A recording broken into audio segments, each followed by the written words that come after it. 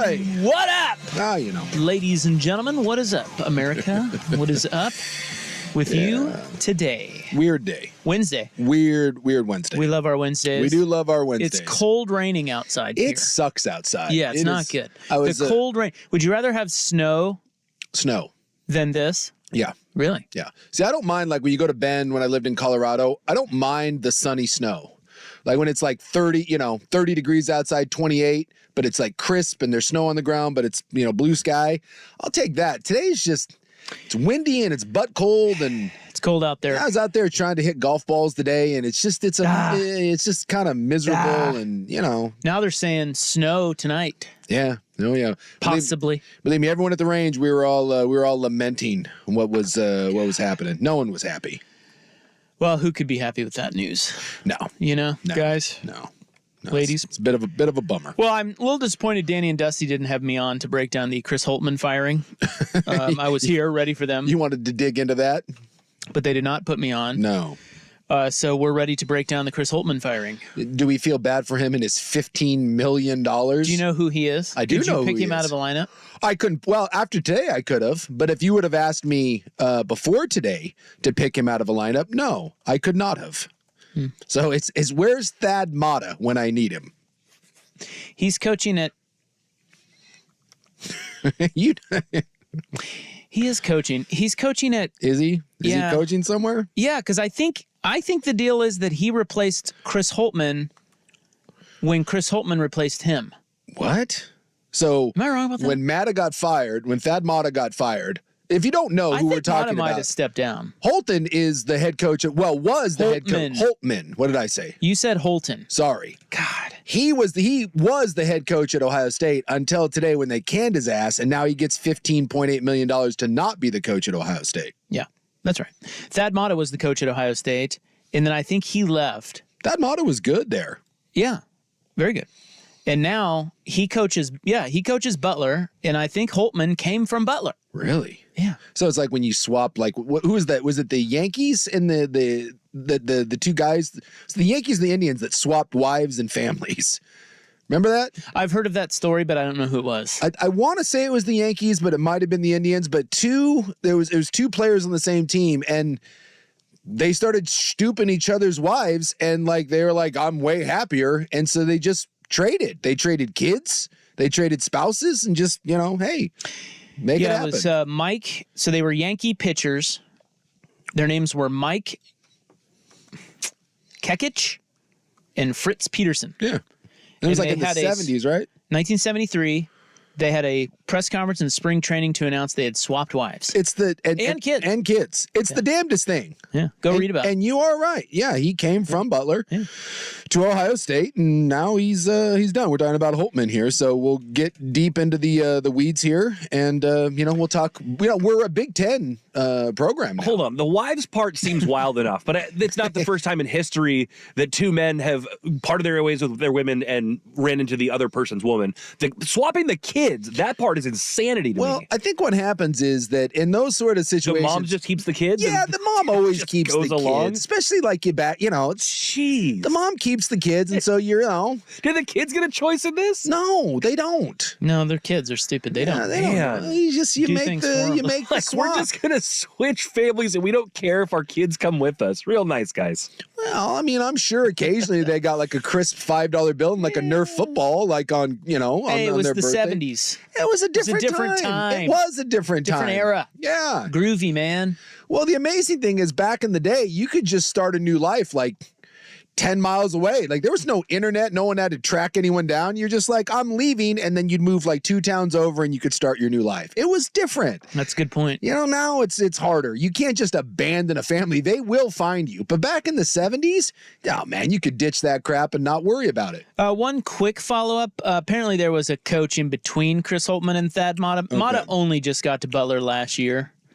And there was a guy by the name of Laval Jordan in between, and he did nothing. I don't remember him at all. Yeah, well, it's Butler. But Chris Holtmann did a good job at Butler, following the great Brad Stevens. Well, he apparently didn't do a good enough job at Ohio that State. into his Ohio State gig, which he did a pretty good job there. But now in these last 2 seasons, he has not been good. Yeah, you That's my analysis. Well, he went 0-1 in the CTI, and you can't do that. Now, you can't do that at Ohio State. And I was just kidding about Chris Holtmann talk, but while we're talking about it, let's talk about it. Let's get into the weeds. Have you seen the names popping up for the Ohio State gig? No, I have not. Is the brush part of it? No. I just was wondering if you were trying to go a local angle on that. Chip Kelly? Chip hates. Hey, boy, if you think you hate college football recruiting, wait till you get to college basketball, because they're like 20 years ahead of it with this whole pay-for-play thing. No, what's funny is I was reading about who may follow him, because that's a hell of a job. Ohio great State job right there. Come on. And the first 2 names that popped up were Will Wade. He's the coach that got fired at LSU. And if you don't remember Will Wade, he's the coach who refused to get fired from LSU. Will Wade got suspended for the whole FBI wiretap thing, and then Will Wade decided that he was unsuspended. They suspended him, and then he at a press conference, and he goes, I'm done with this, and then he just came back. So I don't know what he's been doing, but his name popped up, and Sean Miller, the great. Speaking of another guy that got caught up in the same situation that Will Wade got caught up in. Yeah, like they go straight to those 2 guys. By the way, the great Will Wade is now at McNeese. Oh, is he? Yeah. And where's Sean Miller? Maybe Xavier? Possibly. Wasn't he Xavier? I think so. I feel like he was at Xavier, and I don't know if he's still there. But he was he was at Xavier the first time. I thought he went back. Yeah, that's what I'm saying. Yeah, he's still there. Yeah. Yeah. Yeah. Yeah, because after Arizona, he went back to Xavier, and he's still there. So, in his luscious head of hair. You know who they should hire at Ohio State, if they can get him? Tony Bennett. Yeah. That's who they should hire. I wonder if Tony Bennett would. Yeah, Ohio State, you take that if Ohio State comes calling, right? I don't know. It's a lot better than Virginia. Maybe his wife likes Virginia. No offense. Well, they have pretty trees. Wouldn't you rather? I've been to Virginia. I played a game. It's pretty there, right? That is sneaky. Yeah. Like of all the campuses I've ever been on, that's sneaky top 3. I went there when the Ducks played in Charlottesville with Mariota, and it was a wonderful experience. That campus is gorgeous. Yeah, I walked around and was like, why? And I did this a lot, to be fair. There was a lot of like, why didn't I come here? Did this in San Diego, did it in Virginia, a lot of places. I'm like, really? I came to Provo? A lot of good things happening down at Virginia. A lot of beautiful Southern belles and lush green hills. And well, anyway, the only reason I brought any of that up is to screw up your bingo cards. Yeah. Today. No one had that. Yeah, you didn't have that. If you had that. I didn't have that, and I'm on the show. I didn't have it, and I make the show plan. Boy, that's how unpredictable this is. It's crazy. Yeah. Well, there's hot sports talk for you. Yeah. On a Wednesday. We love our Wednesdays. We do. We've got a Super Bowl final today. Ooh. And that doesn't mean that it's final. That just means that if we talk about the Super Bowl again tomorrow, it will be the Super Bowl final. Well, anyone that's been out drinking with some professionals, you know that there's no such thing as a final. You know, you can go to the final and the final and the final. And then I don't know about you, but if we go to a secondary or a tertiary location, that restarts it. Just in my opinion.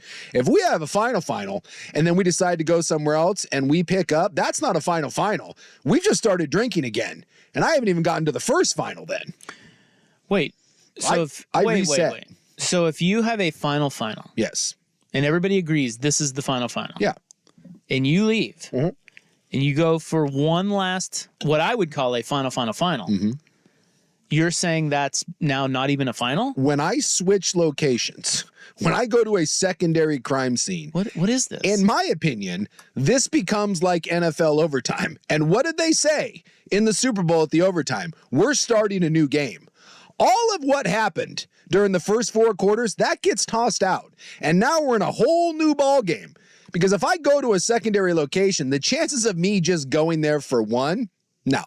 And so I'm not getting into 3 and 4 finals. I just restart. Well, why wouldn't you then, if you have another one at the secondary location, you would call it the final? No. So what happens is I go to the secondary location and I might just start drinking again. And then after one, if we're like, hey, we really need to shut this down, then I'll be like, okay, let's have a final. And then I have a second one.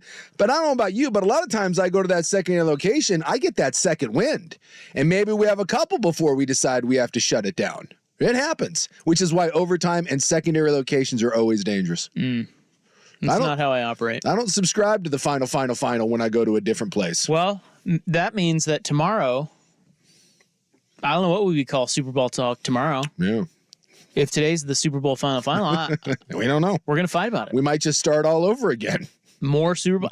There's a lot to it. Niner players are apologizing The Blazers are involved? The Blazers.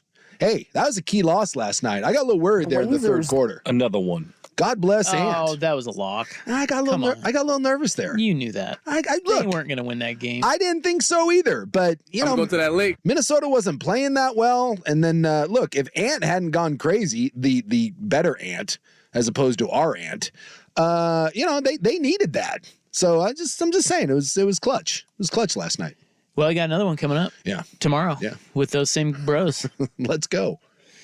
But I tell you, for the good teams, the game right before the All-Star break can get a little dicey. Exactly. And that's You know? why I'm a little worried. And I don't know about anyone else, but I'm pretty sure me and Buck, I don't need the Timberwolves mailing it in right before and the Blazers stealing one. That's the sort of win that gets you a little nervous when you get to the end of the season. I'm going to do a quick math check here and get our pace for you. Yeah, please do that. Yeah, I think it's 23.5. Yeah, I think we're Is what we're on pace for right now? right now we're pretty good. I think we're right, just like Rob said, a shy under 24. But I don't like that 4-game wiggle room. Makes me nervous. That's better than a no-game wiggle room. I'll take it. True. But yeah, today we had a Niner come out and say that he only threw his other Niner under the bus because he was hungover. Yeah. Now I get. And he was being a bitch. Yeah, he was being a bitch according called to him. himself a He called himself one, yeah. Now I get I was drunk, but is hungover an excuse for being a bitch? No, I think he was alluding to the fact that he was just in a bad mood because he was hungover. And so that's what he just kind of was like, dude, F you. It's your fault. I do appreciate We've all been there. I do appreciate when someone can be like, you know what, I'm being a bit of a bitch. I think I kind of act like a bitch when I'm hungover. I can be that way, yeah. Yeah. You just feel rotten, so you kind of act rotten. I'm sorry. Anything that happens on the losing, if you get your heart ripped out in the Super Bowl, let's put it that way, anything that happens between players and coaches within 72 hours after it, it's acceptable. Yeah. It's gonna. Don't read too much into it. They're all pissed off. Yeah, it happens. High tea bros. Yeah, they get drunk. You put high tea. Some What do you booze. expect? Come on. It's not good. Well, guys. Wow. We're ready to go. So. There's that. Yeah, baby. Hockey talk today. It was not a good night last night for my Wings. I was just kidding. There's no hockey talk today. No? You don't want to talk about the big 8-4 loss? No. We gave up 8 goals. Yeah, well, your goaltender sucks. Actually, he's one of the best in hockey. Not when he gives up 8 goals. No, and he gave up 5 in the third period. And I don't know about you, but that's not good. There was one, and then another, and another, and another, and then it was just like that meme from The Simpsons. Stop, he's already dead. Well, the poll question pertains to Kyle Shanahan, so I guess we jump right into Super Bowl final. Yeah. Well, unless you want to go deep into this Oilers Wings game, Super Bowl final talk next on The Fan. Yeah.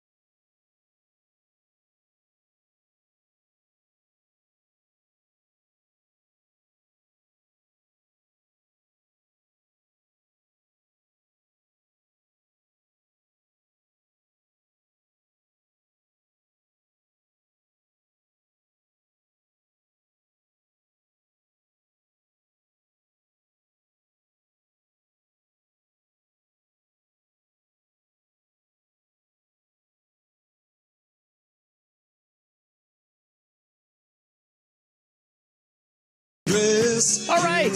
What's up? Welcome back. It's Rob and Suk. To bring down my voice because I'm going to talk about something sad. You use the news voice. Yeah, I hate it when news people do that. You got to. No, I don't think you do. Are you a newsman? Yes. Well, then you better learn to use the quiet voice because it's universally I recognized. am the most noted of newsmen. Well, America loves me. Then you better use the quiet voice. And I do not drop my voice. AKA the Garth Brooks voice. Talking about something sad. Well, Garth does it whenever he's talking about anything even remotely serious. Then he's got to come down here. Garth Brooks does? Yeah. Why does he do that? I don't know. I think it's if you're talking about something sad, I also think if you're talking about Jesus or like puppies or children, you have to bring it down here. Did you watch the Puppy Bowl? I didn't see End of the Puppy Bowl. No, I didn't either. Well, again, now that I've cut the cord, I tend to be a one. Like I was on Paramount Plus. You don't surf, and I was there. I didn't touch the remote the entire time. It's like that's where it's at. Well, before we get to our poll question, there was a shooting today at the Chiefs parade or the Chiefs parade Celebration. Yeah, right after they all got off stage, there was a shooting. They're saying one person is dead, 15 injured, 3 in critical condition, 2 people taken into custody. There's some pretty wild videos. There's one video of basically just a bunch of Chiefs fans taking down one of the shooters. Yeah, the guy was running. They tackled him, and then there's another footage of while he's being tackled. You can see the gun coming out, and then the police get there, and the police are looking for the gun. And that dude, there's a close up of him. He looked young. Yeah, I mean, he looked 13, 14 years old. Yeah, he's got a hoodie on. He's got like an ET thing going for himself. It's really. It's just I don't know. I'm waiting for details. Like, was this a plotted thing? Was this a group of people that got into an argument and shots rang out? And right. I do think we need to wait because it didn't seem like this was, and it didn't look like AR-15s or anything, assault rifles. Right. It looked like handguns. So it wasn't a mass shooting in a sense of, at least we don't know yet. It was targeted mass shooting of trying to kill as many people as possible. Which is where your mind goes. Yeah, we don't know that yet.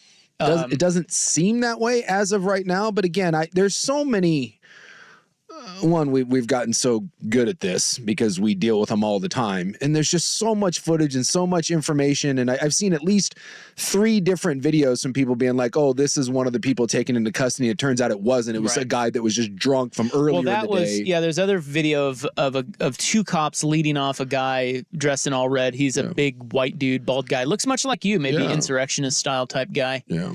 And they're walking him off, and that video is making the rounds, but that apparently had nothing to do with the shooting. I guess the guy just was drunk and disorderly at the And you could tell that would have nothing to do with the shooting because they're kind of treating him rather casually. Yes. It's not like, come on, use your head. But anyway, we don't know. One person is dead, and they're still investigating. Here is our poll question today. AAA Heating and Cooling, family business, helping families for over 60 years. AAAIAQ.com. It is housed, our poll question, on X. Do you know X? Do you have an X account? That's where I saw this. Yeah, man, X. Yeah. I still call it Twitter, but You're not supposed to. Well, it is. It's Twitter. We're on X. It's Twitter for me. Formerly Twitter. I'm on Twitter because when you go to the website, it's still twitter.com. Oh, it is? Yep. Why isn't it x.com? Well, I think when you type in twitter.com, then it automatically redirects you to x.com. Right? I beg to differ because I'm looking at the address bar, twitter.com. So X is fake news. Oh. All right. At 1080 The Fan, yesterday we asked you which of the most recent sports dynasties did or do you dislike the most? The Patriots won that battle. Very close, though. 36% Patriots, 31% Warriors, 20% Chiefs, 13% San Francisco Giants. It's interesting that the Giants are so, again, maybe without the dirt Buck influence, because that really is the only reason I hate the Giants. Nobody hates the Giants. I do. That one was like, most people don't even remember them as a dynasty. I thought the Warriors. I wasn't even trying to troll today. I swear I wasn't. Stupid Giants hat. Well, he is a Giants fan. Jerk. I thought the Warriors would win. Yeah. Yeah, but they didn't. The Patriots. People hate the Patriots. People hate the Patriots. Yeah. I see why. Their run was too long and they cheat. Well, again, give the Patriots another Super Bowl or they make a couple more and this goes on for 7, 8, 9 more years. And then we'll be right there hating the chefs. Today's poll question is, which best describes Kyle Shanahan's poor record in the biggest games? A bad run at the blackjack table or strategic gaffes and overthink? Two options. Vote hard on X at 1080 the fan. It's bad run. It's bad luck. Right now it's about 50-50 on there. Yeah, I'm not going to say that Shanahan is the world's greatest, clutch coach, but again, I was talking to my buddy this morning about this. We were having a little Super Bowl wrap-up conversation, and you can go to any Super Bowl, any one, and you can look at 3 or 4 plays that have nothing to do with the head coach and nothing to do with the quarterback. And if those plays, and some of them are just dumb luck, and if they go a certain way, then we change the narrative. Like Jim Kelly's probably viewed as the biggest Super Bowl loser of all time.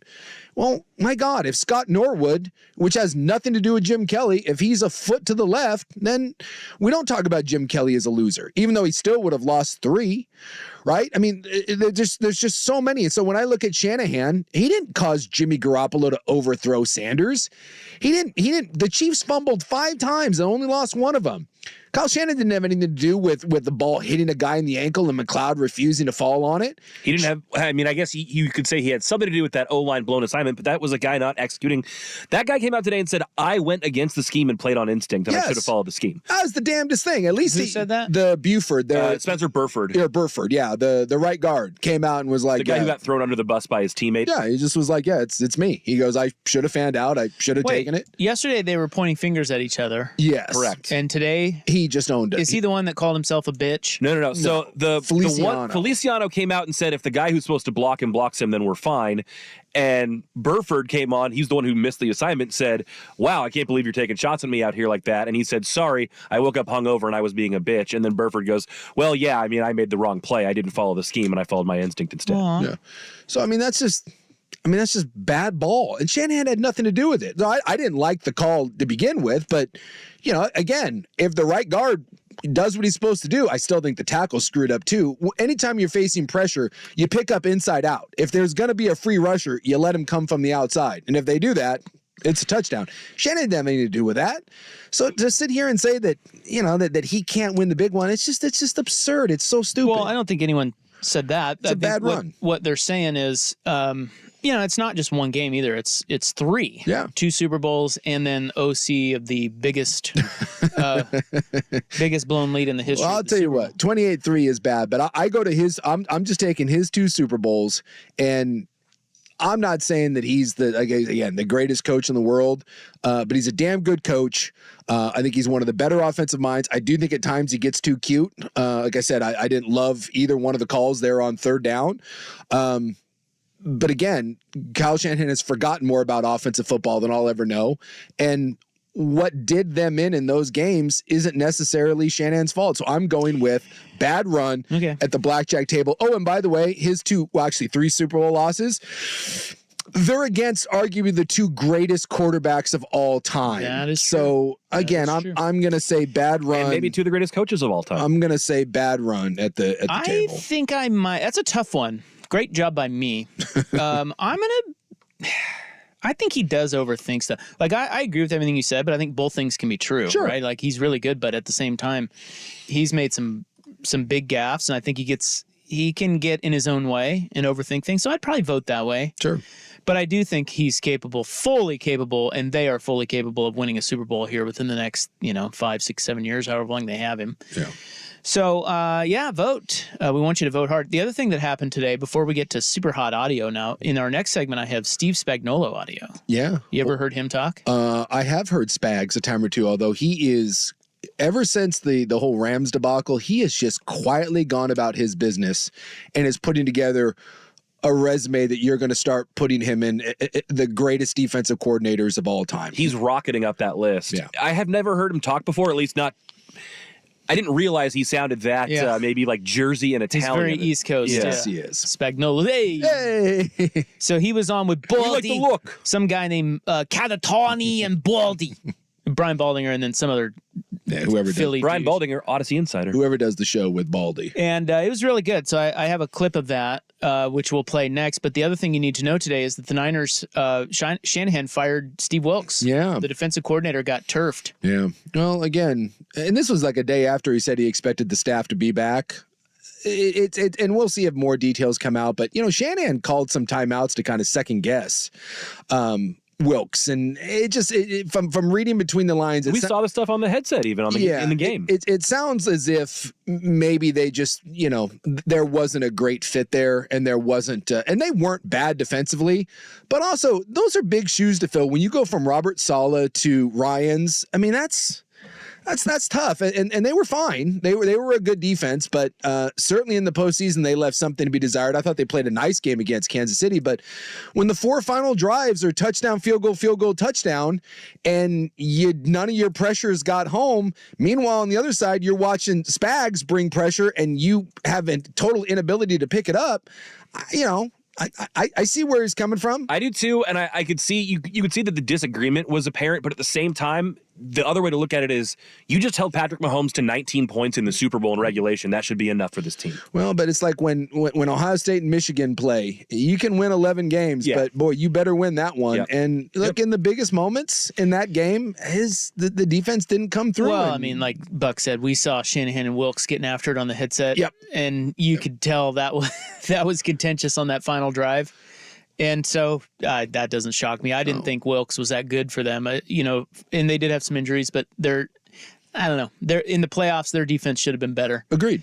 And so, are you ready for the Brandon Staley era in San Francisco? Is he gonna be? Because he's still out there. Yeah, and he's good defensive coordinator. Well, I would like to point out for anyone, whether it's Staley or whatever failed head coach that they end up getting. And everyone's ready to rake them over the coals. I would like to point out that Spags was one of the worst head coaches we've seen in 15 or 20 years with the Rams. And just because you're a crappy Norv Turner, just because you're a crappy head coach does not mean that you can't be a great coordinator. So you got to be careful with the failed head coach, and then we yell and scream when someone gets hired. Brandon Staley may have run a crap defense with the Chargers. There's a reason why he got that job in the first place. He was highly thought of. Just don't make him your game management coach. No. Well, and keep in mind that Bill Belichick, Mike Vrabel, Nick Saban, all still out there for the Niners. So there's all that. And by the way, Spags is a Boston guy. We got our Boston. He's a Boston guy. We got the East Coast mixed up. And that is true. When you're out west, you kind of lump them. They're all the same. Yeah, you lump them all. But they're not. They speak very differently. Yeah. Philly, Boston, New York, very different. The Boston got to drop the Oz. They'd all be offended if you got them confused too. Yeah, well, Philly, you got to drink the water. They're offended. They're offended at everything. Baltimore, it's Bullmore. East Coast, Joe Flacco. East Coast. There's some there. I think they have extra tea in the water. They're very aggressive back there. All right, you're going to hear from Spags, and then some other audio that we pulled for our Super Bowl final. Continuing next on The Fan. Here's Buck. Now,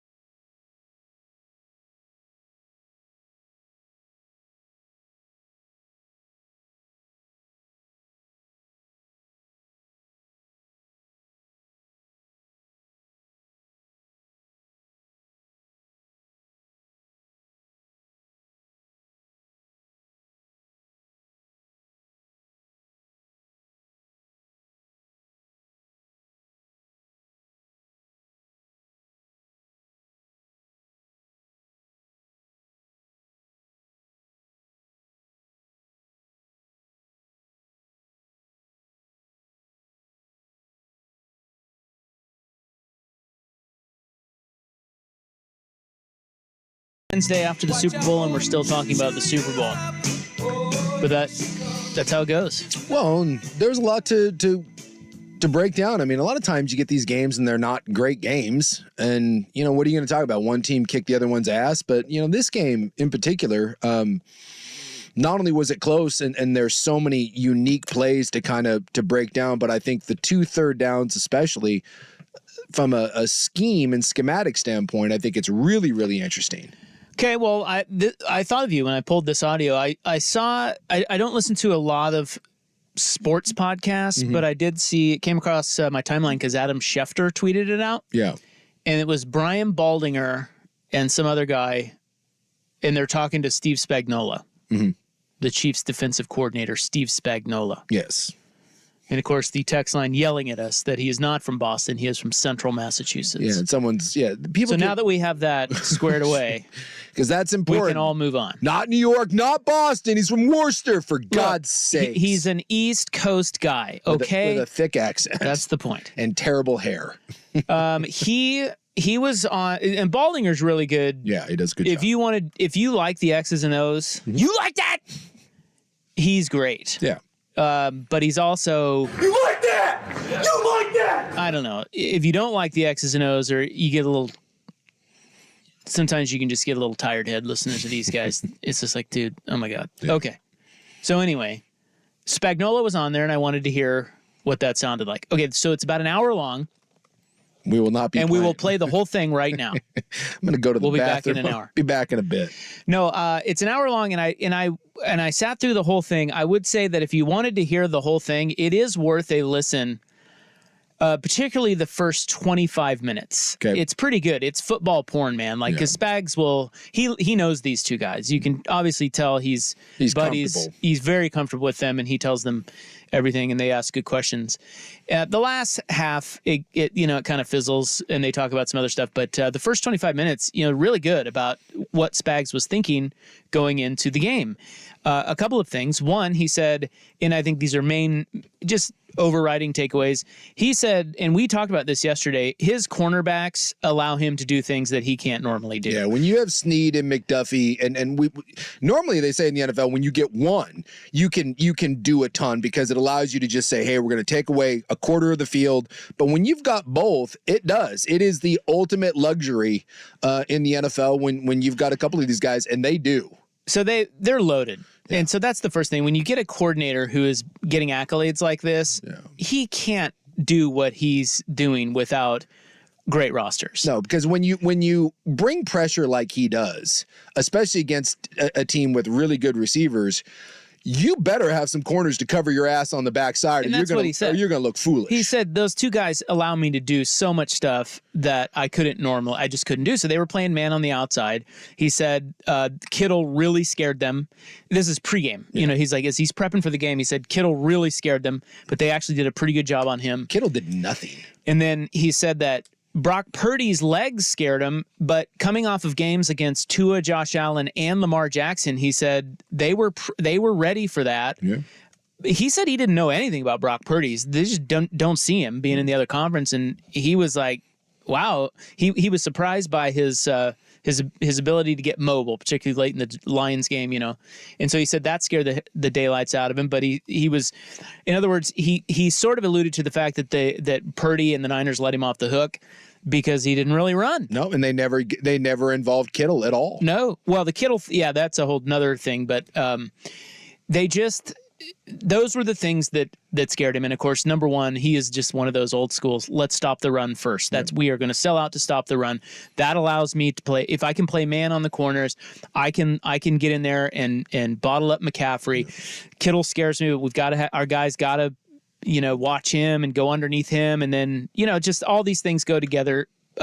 He said that he alluded to the fact that they were feeling pretty good about their matchup, and it's mainly due to his players. Yeah. I mean, he knows he has a damn good team. Okay, so it comes down to, and they talk about a lot of stuff before they get to this, but I just clipped this one part, and it is them asking about 3rd and 4. Okay, so let's take you to the 2-minute warning. The score is tied 16-16. 16-16. The Niners are driving. It is 3rd and 4. I don't remember what yard line, but they're in field goal range in Kansas City territory. Mid-20s, maybe. 2-minute warning hits. Everybody rolls off to their own sidelines, and it's just a critical play in the game. Yeah, because if they pick up this 3rd down, there's 2 timeouts left, no 2-minute warning. Essentially, the Niners can bleed the clock to basically 0 and kick a field goal and win the game. So just to refresh your memory on what happened, they come out of the timeout. Kansas City gets a free rusher. The corner blitzes, and Purdy has to hurry and throw it incomplete, and they kick the field goal to go up 19-16. And that allowed the Chiefs to drive down. Plenty of time to drive down. They got 3, not 7, and went to overtime. So here is him talking about what he was thinking on that play call. That call, Steve, like, what are you thinking in that situation right there? Well, I can tell you guys, I'll tell you 2 things about that play because you're my guys, right? That was a 4th down stopper. In other words, that was on my call list to stop a critical 4th down because I felt that's what that was. Yes. Right. Now, I wasn't sure what Kyle would do. I guess he had to kick it, right? Because you couldn't. Yeah. I mean, at that point, right? So to me, it was a 4th down play. So I was on that 4th down list. If I'm being perfectly honest, I had a different call called, but there was I don't know if they called a timeout or there was a stoppage. It was a 2-minute warning, Steve. Yeah. Well, that's what it was, 2-minute warning. And so in the midst of it, I got on the headset with Nick. So I can't remember what the first call was, but it wasn't a 0 pressure. It was we were either doubling 2 guys or it was a different pressure. I can't remember. But I said, Nick, how do you feel about, and I gave him the other call. And now here's what I do. Like, I believe that when you present that to players, I look for the reaction and how it comes back. Yeah. And if they're absolutely, well, let's do that. The body language tells you how much they love it, Steve. Exactly. And so when I radioed into Nick, I was looking right at him. It was immediate. Yes. Then he gave me the signal, and I knew exactly what he wanted. And so we changed the call. We put another group in and substituted. Actually, I thought they went in there too early because I didn't want to let San Francisco know it was coming. But they were so jacked up to go in there. I got another group. Willie went in, and somebody else. I can't remember what the whole substitution was. But my point is when you have confidence in your guys that they know what they want, that makes all the difference in the world. And when I saw the reaction by Nick, and I trust Nick more than anybody, I knew that that's the call we should go with. And if you win with it, great. If you don't, at least we knew we had the best call. And of course, Nick is Nick Bolton, the linebacker. So I thought that was pretty interesting. That that's how that went down. Is that he wasn't going to call that, but he switched it up, and Bolton signed off on it. Again, isn't this crazy? How I'm not going to say random, sort of serendipitous, right? Like. Didn't really draft it up or draw it up that way. And I love that Spags is being honest, as opposed to, well, I clearly knew and I did this and I was. Well, he said, "You're my guys. You're my guys. I'm going to tell you the truth here." That was Although nice. he's from Boston. Sorry, Central Massachusetts. Sorry. Oh my God. But it's another one of those where, because on both of the big 3rd downs, they didn't bring more than San Francisco could pick up. They brought 6, and San Francisco had 6 blockers. And again, they're going to go back, and they had Kittle in the backfield. And Kittle's a hell of a blocker, but Kittle doesn't pick up blitzes, standing back there in the shotgun formation. And this is going to be another one. I'll go to my grave when they watch the film. Why on earth that the O-line didn't slide to the left, or why Kittle didn't move over, or why Purdy didn't move him over? Because when you look at that, pre-snap, there is no way that you should, at that level, that you should not see McDuffie and realize that is a pressure look from that side versus the other. Like when you look at the way that formation is balanced, and you look at the 2 guys, the 2 linebackers, or the 2 slot guys that could come, the corner on one side and the safety on the other, it is clear. I mean, clear as day that McDuffie is the one.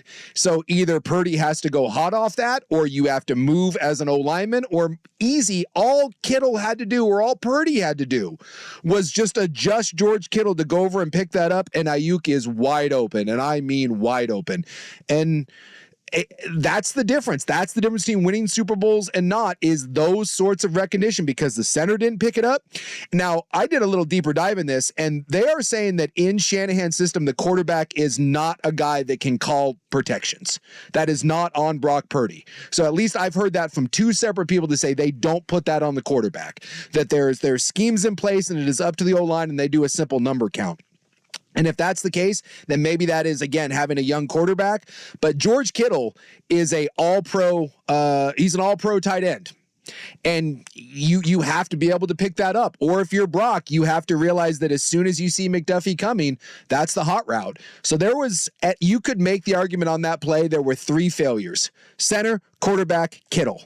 All there. So if you want to put the blame, it's not as simple as saying, well, it's on one guy. There's 3 guys that all could have changed the fate of that Super Bowl, and none of them did. Center makes a different call. Kittle comes over and picks up McDuffie, or Purdy recognizes, oh crap, he's coming. Because why Brock Purdy, once he sees that slot coming, why he tries to throw to the outside slant? Because, and you'll see Ayuk, and I think this is the other reason why you're seeing Ayuk kind of be a little salty. One, he was wide open in the end zone in overtime, and you see the moment he comes off the ball, McDuffie's already coming. Ayuk's already putting his hand up, because it is known that if you see a slot, if you see a corner blitz, you as a receiver immediately turn it into a slant, and you know the ball has to come out right there. And when you watch him, his head immediately turns and he sees it, and if he sees it, no offense, but Brock has to see it. Yep. And that ball has to come out. I've seen that play mic'd up now through the NFL films or whatever, and I also see Shanahan screaming for McCaffrey to get the ball, but I think that took too much time, right? Well, McCaffrey's not. He may in that moment, but when you look at it, McCaffrey wasn't the option. He wasn't the option. That ball should have come out immediately to Ayuk, because McDuffie coming didn't shock Purdy.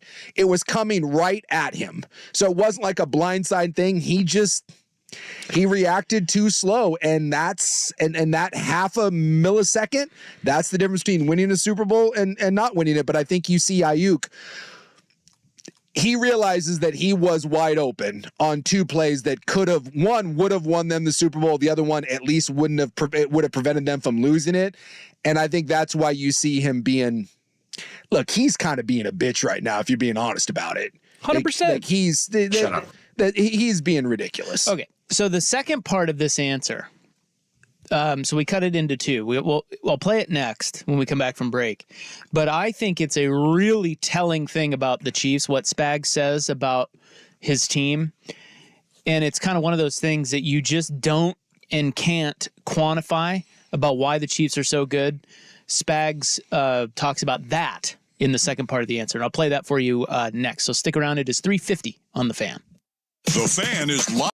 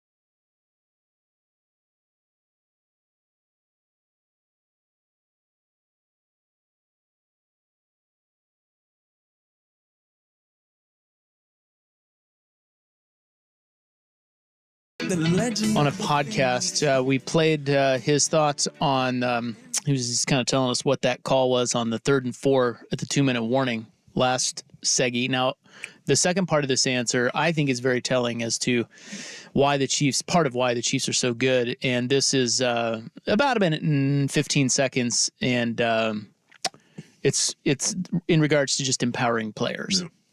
I feel like when you do that, especially with a player like Nick, who's as dialed in, buttoned up, preparation, the whole thing, is that it empowers the players.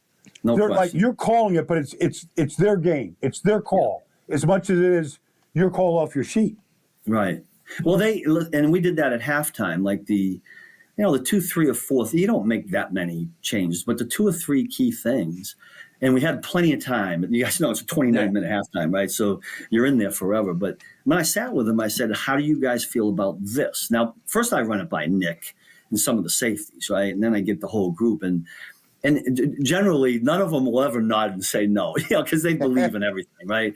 But you can tell by their reactions. And a few things that we were doing, they were all in. And they've been that way all year. I mean, you guys have, I think we talked about this last time. This is the highest number of high IQ players I've ever been working with on a daily basis in the course of a game. And it makes all the difference in the world because you can't always do that. We haven't been doing this thing a long time. And if there's, if 2 or 3 of your key guys are just not, they're great players, right? They can run, but they're not quite, you just got to be careful. But we didn't have to do that with this group. I thought that's pretty telling. Yeah. And maybe a shot at some of those dum-dums on the old Giants teams or somewhere else he's been. I don't know. For the record, Steve Spagnuolo is the first coordinator ever to win 4 Super Bowls. Yeah.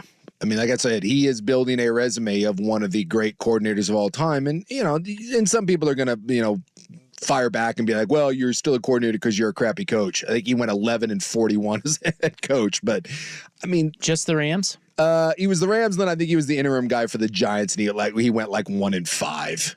It wasn't. Well, he's a guy. It seems like you want his brain on the defense. Exactly. I don't want him messing with anything else. No, just sit there. But I mean, he talks about it. The idea of having intelligent players, and it was a Deion Sanders that talked about he wanted like defenders from broken homes, and that's such a stupid analogy that you want these animals on defense that don't think. And I mean, sure, like there's stories of Junior Seau who couldn't read a defense to save his life, but he just freelanced out there, and Lawrence Taylor. And sure, you give me a Lawrence Taylor or Junior Seau, I don't need them to play within the scheme. But for the most part, I want intelligent players across the ball. And yes, it does allow you to get input for them or from them. It allows you to take more chances. I mean, it's just, and so when you get a brilliant mind to go along with an intelligent squad with absolute horses where you need them, this is where you get Super Bowl type defenses. And I think these are more complete defenses than he had in New York. Now, with the Giants, his defensive line was just that good. And that allowed him to do different things. But this is such a good, balanced defense with players at all 3 levels. And I think it was interesting to hear him talk about, just like why they're able to do that. And make no mistake about it. You can sit here and we can pat Mahomes this to death. Their last 2 Super Bowl wins, it's more on the defense than it is the offense. I mean, it's a great team effort, and Brady has plenty of these that are defensive championships. These last 2 Chiefs are the defense, and then Mahomes being Mahomes when they need him to be. But like as Buck said, 19 points? That's pretty good. Pretty good holding them to that. If you're the Niners and you go into that game, you say, hey, we're holding them to 19 points. You're like, we're winning this game. You got to think you can get 21 or 24, something like that. But no, because, Spags and his group held them to it. And again, in overtime, there was a bend but don't break philosophy. They were getting shredded on that overtime drive. The 49ers had pulled their head out of their ass and were just like, okay, we're going back to tight end, fullback, motion, ram it down your throat, play action pass. And they were hot knife through butter until they weren't, until they got him in a 3rd down situation and Spags dialed it up again. And, when on the other side of the ball, and when Wilkes had Mahomes on 4th and 1, when he had him in 3rd and 3, Mahomes converted every single time. And that's the difference between Kansas City's defense and their coordinator, and why the Niners don't have a Super Bowl and why they need a defensive coordinator right now. All right, we have more audio as our Super Bowl final continues next. We're going to hear them react to Dre Greenlaw going down. That's a killer. The Kelsey brothers, their podcast came out today, and they're talking about the overtime sitch. Yeah. Which is very interesting to hear Travis Kelce's thoughts on that. Boy, it was interesting to hear Travis Kelce today. He shouldn't be allowed in front of a microphone when he's been drinking. I think he should. He was housed. Wow. Yeah, well, he just won another title, man. Give the guy a break. Yeah, people said if you were worried about him having too much beer, he was carrying around a bottle of Don Julio 1942, and he was going hard at it. Holy Jeebus. So we'll get to that as we wrap up the Super Bowl next on The Fan.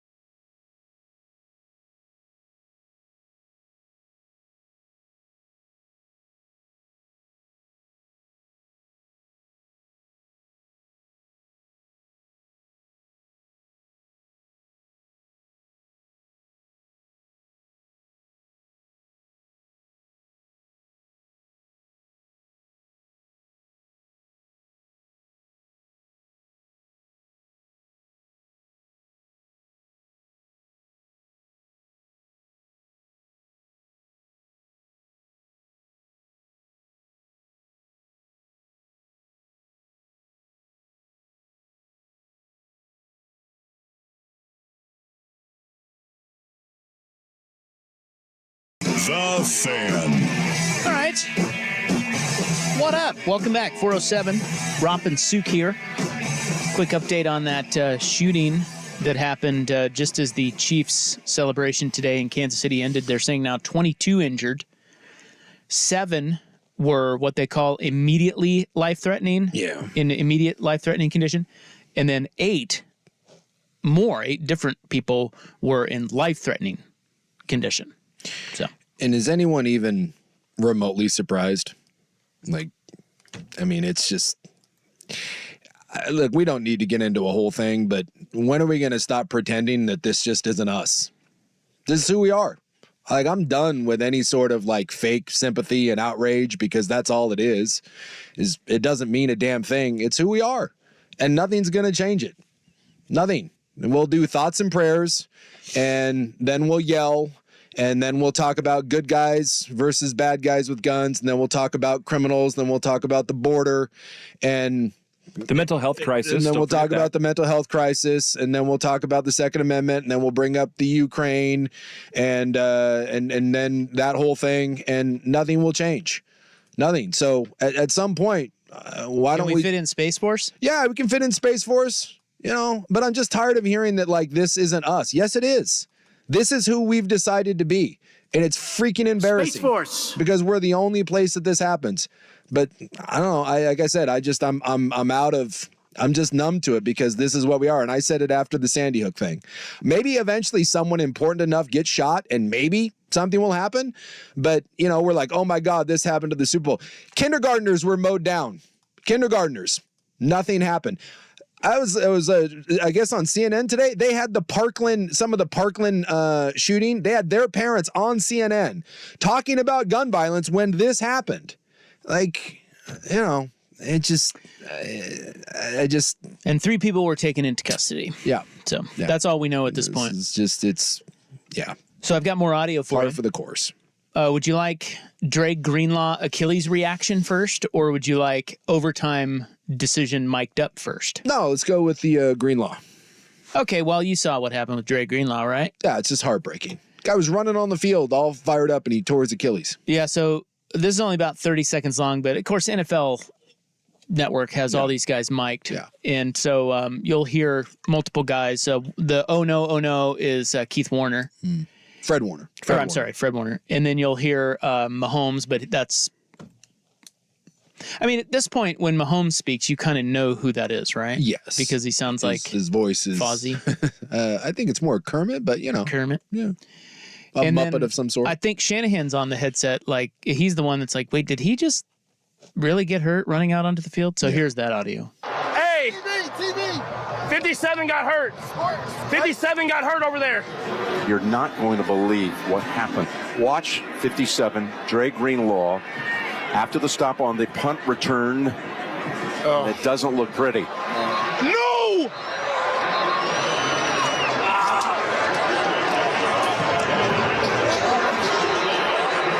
Did Dre just get hurt running out on the field? That's Shanahan. Did Dre really tear his Achilles? Yeah, they just said That's depressing. That's Kittle and use check on the sideline. Yeah, I mean, God. Shanahan, did Dre really just get hurt running out on the field? Yep. God. Yep. Okay, now to overtime decision. Mic'd up Shanahan? dudes. Oh, is this? Well, we've got It's a little bit of everybody. Yeah, there's a lot of guys in here, but the mic'd up stuff is great, by the way. It is. It just gives you a really good insight into what was happening, what people are thinking down there. Go with the toss? Yeah. Which way you want to kick it? They call it. They call it, right? Well, they got a coin flip. Yeah, they call it coin flip. It's their coin flip, right? Which way do you want to kick it? We want the ball, Fred. San Francisco, you are still the visitors. What is your call? Tails again. You called tails again. It is tails. We'll receive. You want the ball. Which way do you want to kick? We're going to kick that way. San Francisco will receive first in overtime. Good luck, gentlemen. They want it. They want the ball. They wanted it. Hey, they wanted it. They wanted it, baby. We want them to have the ball. They want it, they can have it. hey, even if we score a touchdown, they still get the ball. I didn't know that. He won the toss. We were going to kick off, too. We got what we wanted. Yeah, so I didn't know that was Juszczyk. Yeah. And then obviously the Chiefs, Mahomes, he was quite happy. They're like, hey, that's all. I don't. They want the ball. I don't care what anyone says. When the other side is that excited about something, you made the wrong decision, in my opinion. You want to hear Travis Kelce talk about that? Yeah, he did his pod. He did his podcast today with his brother, and here's what Kelce said about the overtime decision. You win the coin toss. That's what you get. You get the opportunity to have the advantage, and they handed it right over to us. Yeah, well, not trying to harp on the guy, but it was a huge, like when they said we want to receive, and the ref looked at Fred and he said, "Are you sure?" Yeah. You sure you want to receive? And he said, yeah, I want to receive. I want the ball. I was texting. I jumped out of my seat and said, hey, here we go. Let's go, boys. Perfect. They want to receive. We get second possession. We know exactly what they want. Defense, hold them. Just hold them to 3. I don't just hold them to 3. We're going to go down here and win this thing, baby. Freaking crazy. Really was. And come on, man. That's the players on the other team are like, this is great. So it's just wild. Kelce went on to say that on the podcast, we don't have the clip of it, but he said that they have an analytics guy in Kansas City, and Andy Reid puts him up in front of the team to talk about these very things before every round in the playoffs. And Kelce talked about how that guy is Michael something or other. He talked about Michael coming up in front of the team and talking about this very scenario. Yeah. Every round of the playoff, before every game that they played, which was 4 of them, that guy spoke in front of the team saying, if we go to overtime, here's the new rule. This is what we're going to do. And it was, as Chris Jones pointed out, it was that they were going to defer. Yep. And then when they got the ball, if they scored a touchdown, they were going to go for 2 and end the game. It's just, it's shocking to hear the excitement, the befuddlement on the other sideline. I mean, Kelce just laughing like what? Huh? And I think we all had it. I mean, I was. I don't remember the ref going, "Are you sure?" I don't remember that. Remember that. I don't remember that either, but it may have been kind of under his breath because I have seen that before. Who was it? I think it was the Jair Alexander one where the ref was like, "You sure? You know they'll give you you really kind of want to do this?" It just. No one thought that was coming. There was not a single, 125 million people watching that? There wasn't a single person that thought that they were going to take the ball. Well, maybe the Swifties, they don't know. Yeah, they're like, well, you want the ball, right? The ball's a good thing. Well, I think that my initial thought when that happened was, oh my God, they don't know the overtime rules. That was certainly my thought. I had that, oh my God. That'd be the only explanation. I'm like, are they? I think a lot of football fans didn't realize the overtime rules until after the game. I think that. Well, they told them about it during the game. I mean, they. Oh, for sure. But like I think there's enough going on there that people aren't paying attention to what the referees are saying. It's just like, oh yeah, of course they would take it because that's what they would do in regular season. Same way the players were thinking. I think some fans were thinking too. But you clearly have 2 sides who were thinking very differently. It's still this is one of those things that again, I don't know if it won or lost the game, but it will befuddle me forever that your idea was if it goes to a 3rd possession, we have the advantage. You're thinking that far down the line. Boy, you got to have, I call those wheelbarrow balls. You got to have a wheelbarrow to put your balls in there. Randy Marsh. You just got to wheel those around to be like, you know what? We're fine. We'll wait for that 3rd possession. We don't think that Mahomes guy can go down and beat us. I mean, the amount of confidence you have, that is Iron Balls McGinty stuff right there. And to be fair though, had they stopped Kansas City and they kicked a field goal, then, it would have been an advantage for them, but you got to get there in order for it to be an advantage, and they didn't. So you kind of look foolish. All right, up next, one last thing from that Spagnuolo conversation with Baldinger where they were talking about Mahomes. Mahomes told Baldinger something, and I want to get your opinion on this. Okay. About Mahomes. I want to go back and listen to this. You said it's about an hour. It's an hour, yeah. I'm going to go back and some of it. Yeah, again, the first 25 minutes is quality football porn. If you like, and I X's and O's, and then the last half, they kind of they just get into more personnel stuff. Sure. And but anyway, Spags is pretty interesting interview. Yeah.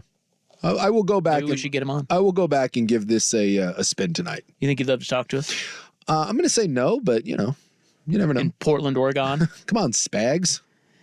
All right, we'll wrap up. This is it. Okay, this is it. The Super Bowl final ends next on The Fan. The home of Dirt and Spray. I'm Dirt. Isn't that the part of this process that sucks? It's like not only Shaden can't play, you're supposed to evaluate this. These are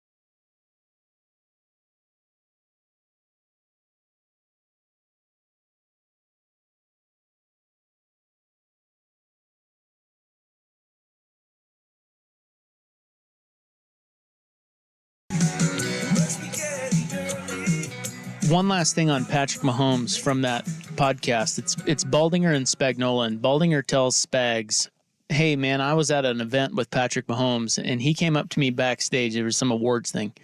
And he came up to me backstage, and he said, I could play safety in the NFL. That's what Patrick Mahomes told Baldinger. Okay. And Baldinger was like, oh, wow, okay. I'm going to say no. Well, yeah, I mean, you look at the dad bod, and he's not that fast. No. Spagnola said he could. And Spagnola said the best ball skills he has ever seen, number 1, Odell Beckham. Okay. Number 2, Patrick Mahomes. Okay. All right. Doesn't change the fact that at the combine, he ran a 4.840. So, I mean, that's what they said, man. Instincts, man. You can have great instincts, but you're slow as dirt. I think you're gonna be in some trouble. Although, look, when he scrambles, like he can put his shoulder down.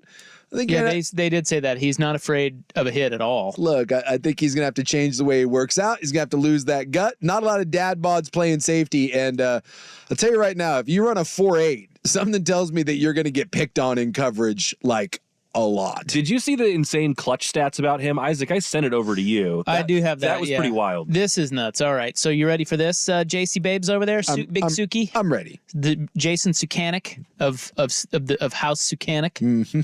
Oh, we're going Game of Thrones on me, huh? Since 2001. Okay, 24 seasons. Mm-hmm. There have been 23 seasons. Math's hard. There have been 125 drives in the postseason where it was at least the fourth quarter and there was under a minute left to play and the team on offense trailed by 7 points or less.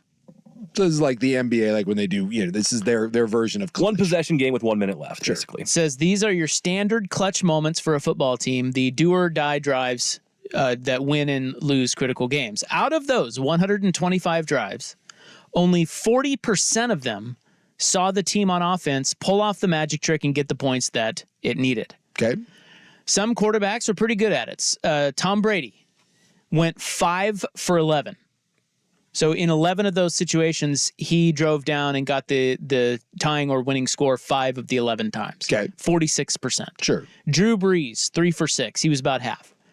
Patrick Mahomes, 7 for 7. Jeez Louise. Perfect. He's never missed. That's perfect. That's kind of insane. And that would include, I'm guessing that would include the 13-second drive, right? Yeah. Well, that is Game the definition of clutch. To this day, I don't know if I've ever seen anything quite like that. I mean, got the points he needed. Like what? 13 seconds. I still can't figure out how Buffalo botched that thing. That's impressive. And that'll change, obviously, as they go through because they're going to have losses and they're going to have injuries Look at and you all that. saying that'll change. Well, I mean, 7 for 7. They said that would change after he was 3 for 3. It is insane that and now he's 7 for 7. That's insane. That's dude, it's unbelievable. That's gosh darn ridiculous. The other thing about it is like when you watch them, it can be out of nowhere, right? It's like it's not like their offense was cranking. No, not at all. Jim Nantz was talking about how they had gone 16 straight drives without a touchdown or something like that. And it's like, and then all of a sudden, just when he needs it, if it's, we don't have any other hope, we got to score here. Then he's like, okay, I got you. Yeah. Look, damnedest thing. I'm not ready to do any sort of GOAT stuff. I hate that. There's such a long way to go. But I will say that of all the football, and I was too young to fully appreciate probably Marino in his prime, even Montana. I mean, I caught that, but I was so young. So I'm going to say, like, give me 1990 where I really started paying attention to it. If I had to pick one guy to have a drive, and this includes Tom Brady, I'm taking Mahomes. I don't know how you couldn't after numbers like that. And the difference is his ability to move. His ability to win in the pocket, but his ability to extend plays and pick up first downs. He's deadly. 7 for 7. So it took Tom Brady 5 seasons to get to 3 rings. Yeah. Okay, so he won 3 in 5 years. Mahomes, it took him 7 seasons. Yeah. But it also took Brady 15 seasons to get to 4 rings. Yeah, because they went through like a 10-year gap So there you go. And this is kind of what that's where Mahomes is right now. And this is kind of what I'm saying with Mahomes is, as this thing goes on, as Andy Reid retires, as Kelsey retires, if Mahomes gets hurt, there's gonna, you are seeing unprecedented greatness right now. But the NFL, it stands for not for long, and the NFL is not set up for you to keep dynasties going. There'll be bumps along the road. And, wait till Mahomes loses 2 or 3 in a row and people will be like, what's wrong with Patrick Mahomes? And you'd be like, nothing. It's the He's NFL. the new Kyle Shanahan. It's the NFL. It's really freaking hard to do this year after year after year. All right, coming up, LeBron James and Steph Curry are going to play together, aren't they? Apparently Golden State made an attempt. It's not going to be right now, but they're going to play together. I'll tell you what. You want to get me to pay attention to the NBA? Make that trade happen. LeBron James. We'll get to that. But in the news is next here on Valentine's Day. Here's Buck with SportsCenter.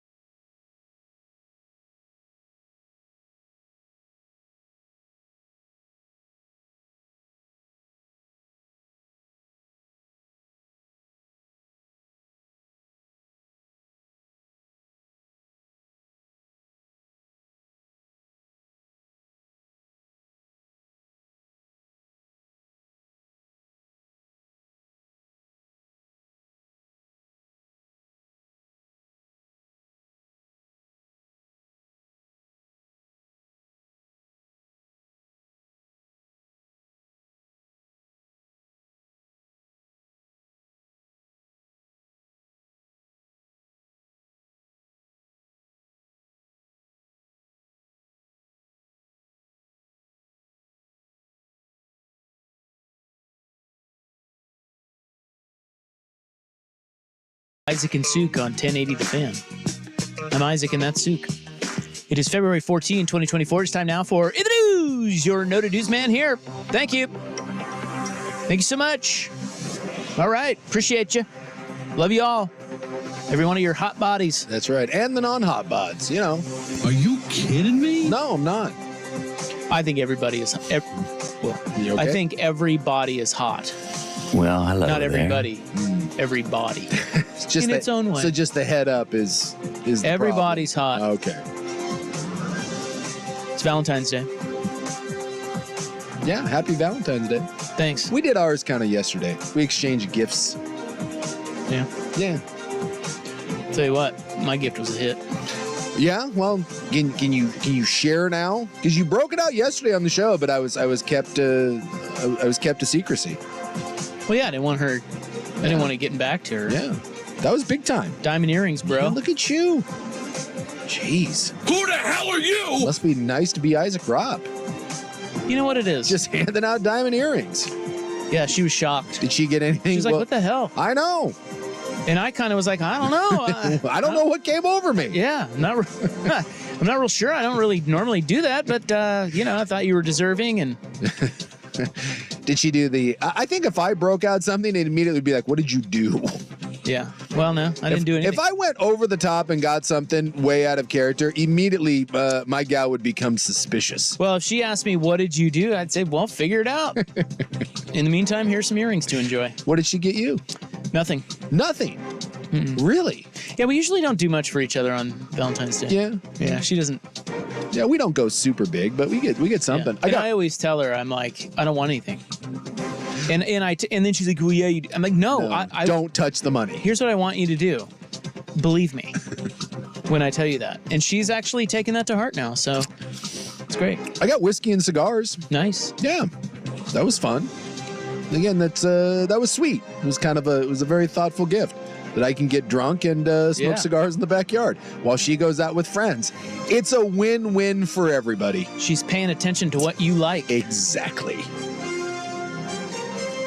It is also Race Relations Day. Oh. What are you doing for race relations? Being with a Japanese gal with Korean children. What are you doing, really, Mr. White? Huh? Well, my wife's Native American. I don't think she is. Well, she is, yeah. She's part. Yeah. So, Mr. Insurrectionist over here, I'm doing my part for race relations. Whitey over there, though, you know what you're doing? Why are you minimizing the Native Americans? You're just mayonnaising it over there. Just a lot. Why are they different than the Japanese? A lot of white over there. Huh? Explain that. Is that now you're being racist? Is that like a 1% Native American? I don't know. I think she's like a 16th, maybe an 8th. Have you done the 23andMe? No, I refuse because I know I'm a European mutt. Yeah. She loves it. She's all into that stuff. And then she did 2 of them, and they're different. Oh. So, well, that's a little. Well, that's what I told her. I'm like, that's what you get for paying money for this crap. It doesn't know S. I got one as a gift, so I did it. What are you? Let me guess. Scandinavian. Yes. No way. Although the only good one in there, and I don't know if it's a good thing or not, but I'm 2% Neanderthal. So. Boy, we knew that. That was a little. I was like, and can we just? I'll just say what everyone's thinking. Yeah. That a little low? 2%? I don't think you can have much like. Well, I mean, we listen to you every day. Well, maybe it was at least 10%. Supposedly, there's I think the vast majority of us. Neanderthal's a race? Well, it's not I mean, it's like technically it's a further bygone part of our evolution, right? Yes, like it's not a race. Most of us, though, supposedly when you do these, most of us have a percentage in there. I think mine's of Neanderthal. Yes, mine's just a little bit higher. Why does that surprise you? Because it's Buckley, look around at the world. Well, okay, I understand that some people may be more Neanderthal-like than others. But it's like, it doesn't feel like you would be like, oh, Japanese, Mexican, Colombian, Neanderthal. Like, what country is that? Have you done yours? Yeah, I did mine a while ago. I don't really. I'm mostly Northern European. Are you black? No, I don't think so. I don't recall. I can probably like, find it on my phone. Scroll down there. A lot of people they're like 0.5 or they're a half a percentage point. I mean, I know I didn't see Neanderthal on mine because I don't think I think I would have. Well, you're known. more refined than Big Soup. Well, maybe. Well, that's what we did. We found the Neanderthals and we did two things. We that's not killed a them and race. we got it It's out not of them. it's not a country. It's not a land of descent, right? It's a people of descent. Yeah, it's a people. It's just we were all once Neanderthals. Not So how is one more than others? That's not necessarily true. There were more. There were Neanderthals there were were just the last one. There were multiple groups. Yeah. They ate the other ones. Yeah, look, we killed and ate things, and My mind's kind of blown. We right got now. it on with others. So yeah, a lot of us do have that. That was the only thing in mind where I was kind of like, oh, well, I'm like, hey, look at that. I would say there are some people that those tests are probably great for. Yeah. Some lily white American boy who grew up in Kansas, not so much. Yeah. Irish and Russian and German. And, it's like, of course. Yeah. Not a lot there to really wrap your... Sink your teeth into. It's like not a lot of mystery to that. No. Oregon is turning 165 years old today. Hey, congratulations, you old bitch. She is an old bitch. 165. Yeah. Would you like to get an Oregon tattoo for the 165th birthday of our fair state here? No, but I know lots of people that do. Yeah. A lot of people do the outline with 503 in it. Yeah. I know plenty of people that have the deer sign. Yeah. The Made in Oregon. That's coming down, isn't it? Didn't they sell that? Yeah, I think they sold the building, but it's still up. I mean, but... I thought that was coming down. I think they're going to try to relocate it. I mean, they can't. I mean, that's like iconic. Where would you put it? I don't know.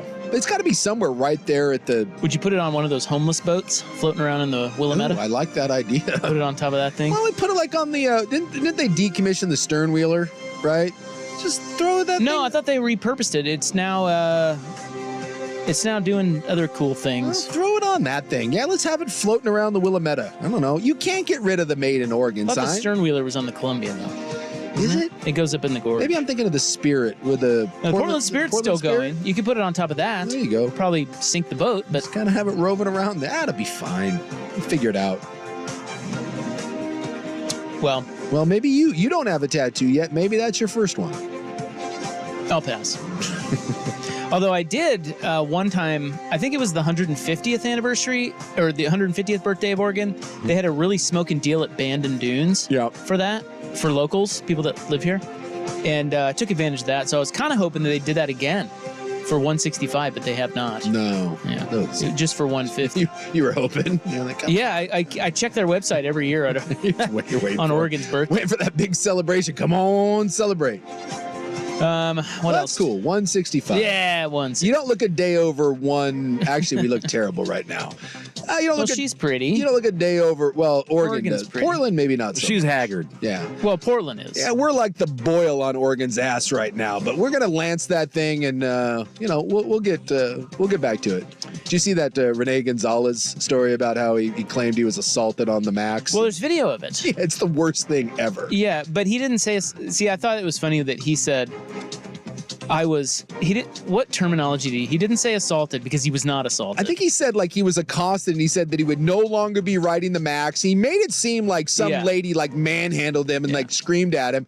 And then they released the video. She walks by him and like touches his shoulder and then says something to him, then goes and sits down. Yeah, I wish I could. I'll go back and see if I can find the terminology he used. I thought it was hilarious. Like, we're not allowed to touch. Like, I can't like tap you on the shoulder now. Jeez. Like that's. And he tried to make accosting? He tried to make it out to be something. I can no longer ride the Max because I fear for my safety and I will not tolerate this. Hey, dumbass, we got it on camera. You look like an absolute clown. Yeah, he did use the term accosted. Yeah, accosted. Yeah, go look at the video and tell me if that guy was accosted. You weren't accosted. You just look like an ass clown right now. I mean, come on. And you knew that. That's the thing about that. You know that there's cameras. You know that it's going to come out. That's really how that's what you think being accosted means? And you want to be in charge of us? Come on. Come on, man. Come on, son. The video shows a woman briefly brushing by him as she walks up the aisle before sitting down in a seat in front of him. There is no audio, but he said it was then that she started criticizing the city's policies. There does not appear to be any further disturbance. No. But and then he says, she came from behind, sort of surprised me. It's in some way consistent with what I remember, but it's hard to get full context from watching the video. Really? It's actually really easy to get context from watching the video. He says it's a pattern. It's part of a pattern, and we're inclined to speak up and not stay silent about it anymore. So whatever you do, don't touch someone on the shoulder and then say something to them and then walk away. Get over yourself. He says this is a really significant degradation of our democracy and the city of Portland. Oh my God. Just keep digging that hole, jackass. Wow. Yeah. It's unbelievable. And if you don't know what we're talking about. Isn't he running for mayor? He's running for mayor. If you don't know what we're talking about, look up the Rene Gonzalez video and look at the video versus what he's saying. The degradation of society. Degradation. What was it? Degradation. Yeah, of society. And, yeah, that. You know, just come on. Am I going to have to vote for him? I don't know what our other options are, but that's because isn't he more like the middle? I think middle of the road guy? I think that's what he was trying to do. But I'm gonna have to vote for him. He just looks like such a fool right now.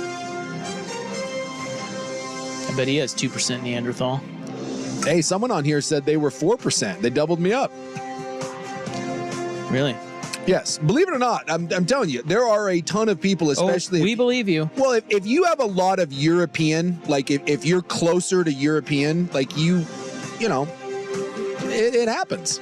All right. Up next, we've got a chance for snow tonight. And Alaska Airlines flight attendants have voted to strike.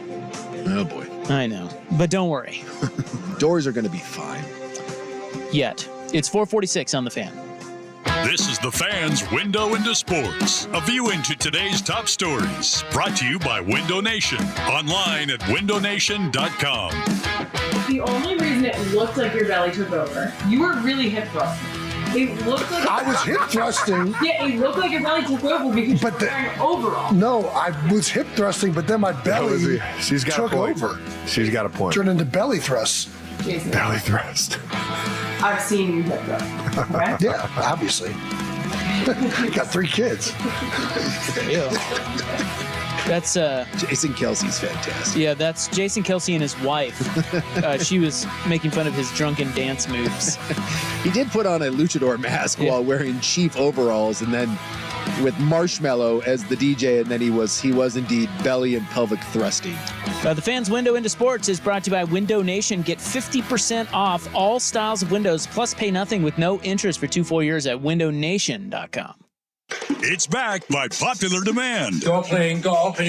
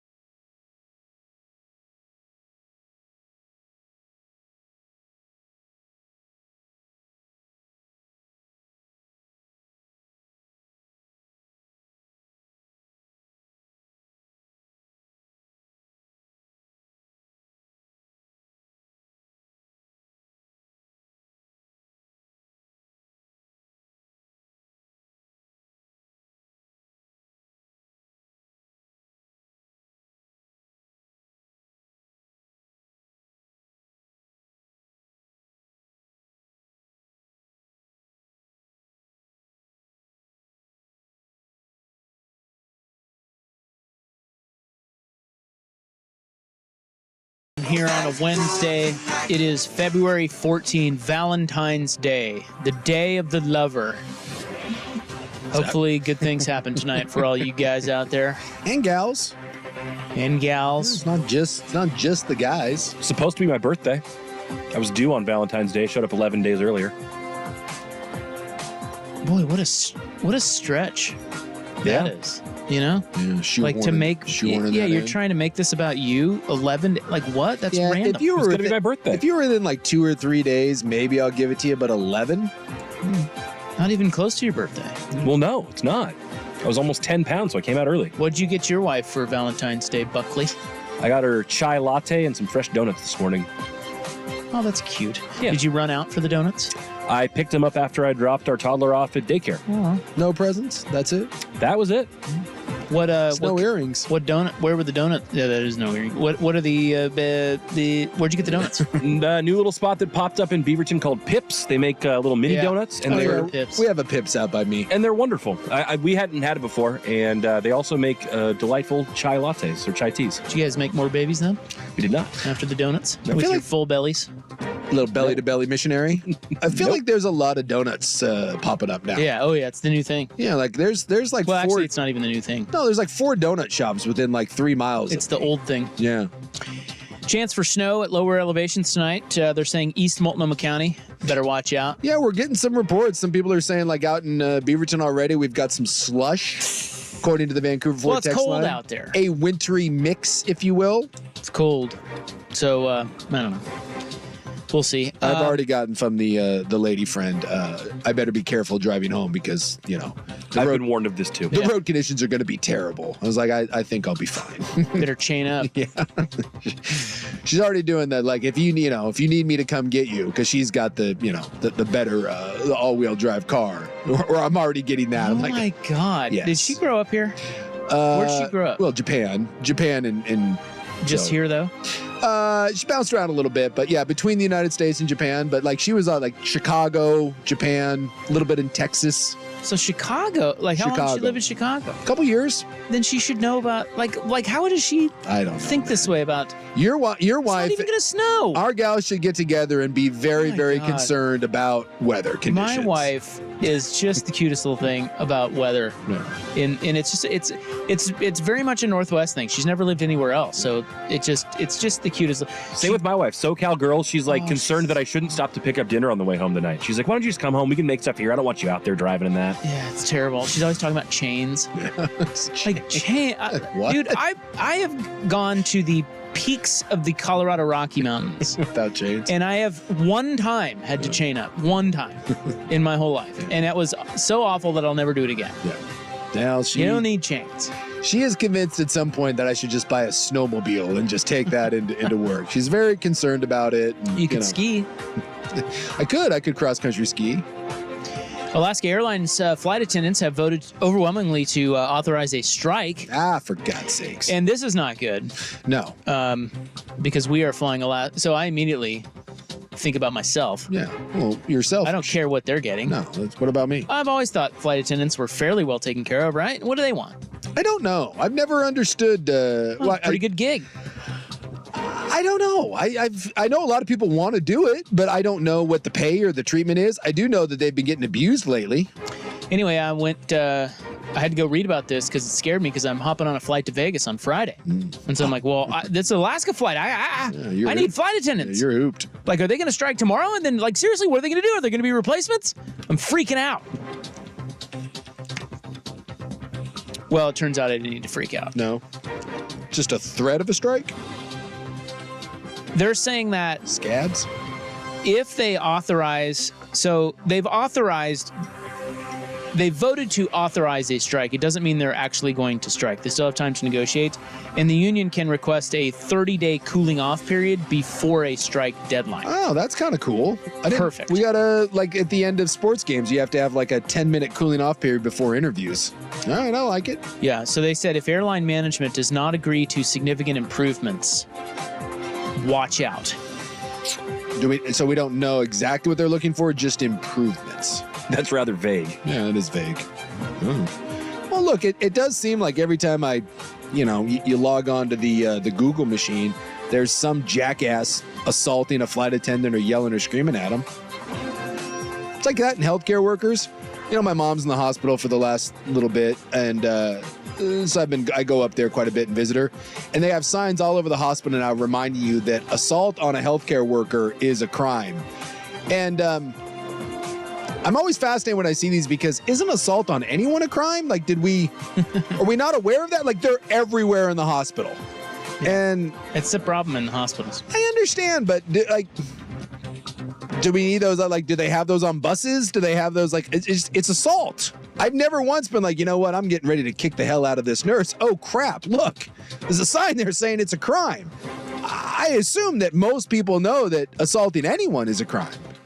But we have to put those up. We're going to do that now, like when you come on the airplane, it's going to be a sign. Just so you know, assaulting a flight attendant, not good. Like, do we need those signs? Assaulting the guy next to you. Yeah, you're fine. You're okay. Assault away. Yeah, like, so I can't assault the healthcare worker. What about the janitor? What about the person in there with the mop? I don't like the cut of his jib. Can I go after him? What about the sales manager? Exactly. Can I slap them around a little bit? That guy needs to be assaulted. Exactly. Looking right at you, Ryan Cooley. All right. That's all we have time for. It's Valentine's Day, February 14, 2024. That is your In the News segment. Everyone love everybody. Coming up next, it is time for the Hot 5 at 5. College football could be adding something. Tell you what that is. Big surprise from the Niners today, and a little college basketball situation brewing at Ohio State. Oh, and the number one story is another shooting. So, cool. 4:57 on The Fan. PG Long has the product, the team, and the know-how to get your flooring job done now. You don't have to have your construction job delayed waiting on the supply. You don't have to train your drywall guy to install floors. And you don't have to do it yourself. PG Long has all the flooring you need on hand, the crew's ready to go, and more than 50 years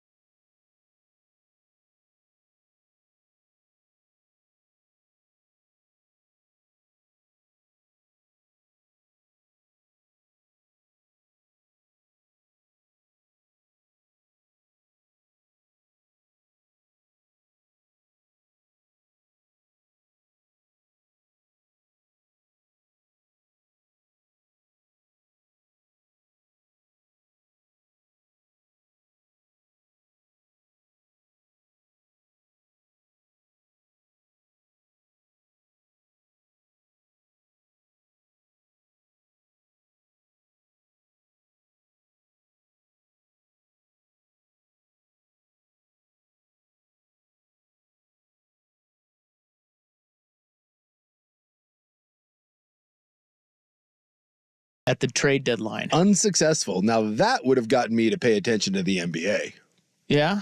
Well, I mean, outside of the Blazers over-under win total, like, I've got an eye on the NBA, and much like college basketball, I'm tuning in now, and I've been watching the Blazers, so you see Minnesota when they're playing, but to a large extent, the NBA, until the NFL is over, is a meh. But if this happens, I'm paying attention. Does a little violence in the NBA make you perk your ears up? Because we got something coming across the wire right now. Yeah. What happened? Oregon State great Drew Eubanks apparently got he got punched. That's assault. Yeah. Got punched in the face in warm-ups by Pistons center forward Isaiah Stewart, apparently. Yeah, they're Story playing. developing. Yeah, they're playing tonight, and I guess the NBA says they're going to get footage of it, but yeah, I guess he punched Eubanks in the face. Well, why would he do that? Well, I don't know. And in warm-ups, no less. It's not like they were like fighting for a loose ball. Well, but it wasn't. I mean, it wasn't during warm-up. It said it was in the tunnel. So. Oh well, but it wasn't like it wasn't. I guess part of the game. No. They said the Shams had it. They said it was in the back tunnels of the Suns Arena today. So. At some point before the game, Isaiah Stewart didn't like the cut of Drew Eubanks' flat top and told him that. And then next thing you know, El Sucker Puncho. Maybe he didn't like the look of his face. It's possible. I love me some Drew Eubanks, but he does kind of have a punchable face. I can see that. I can see where that's coming from. Well, like you said with flight attendants, you can't be doing this. No, we need signs up now saying assault on white NBA players or NBA players in general. Not acceptable. That's assault. Wow.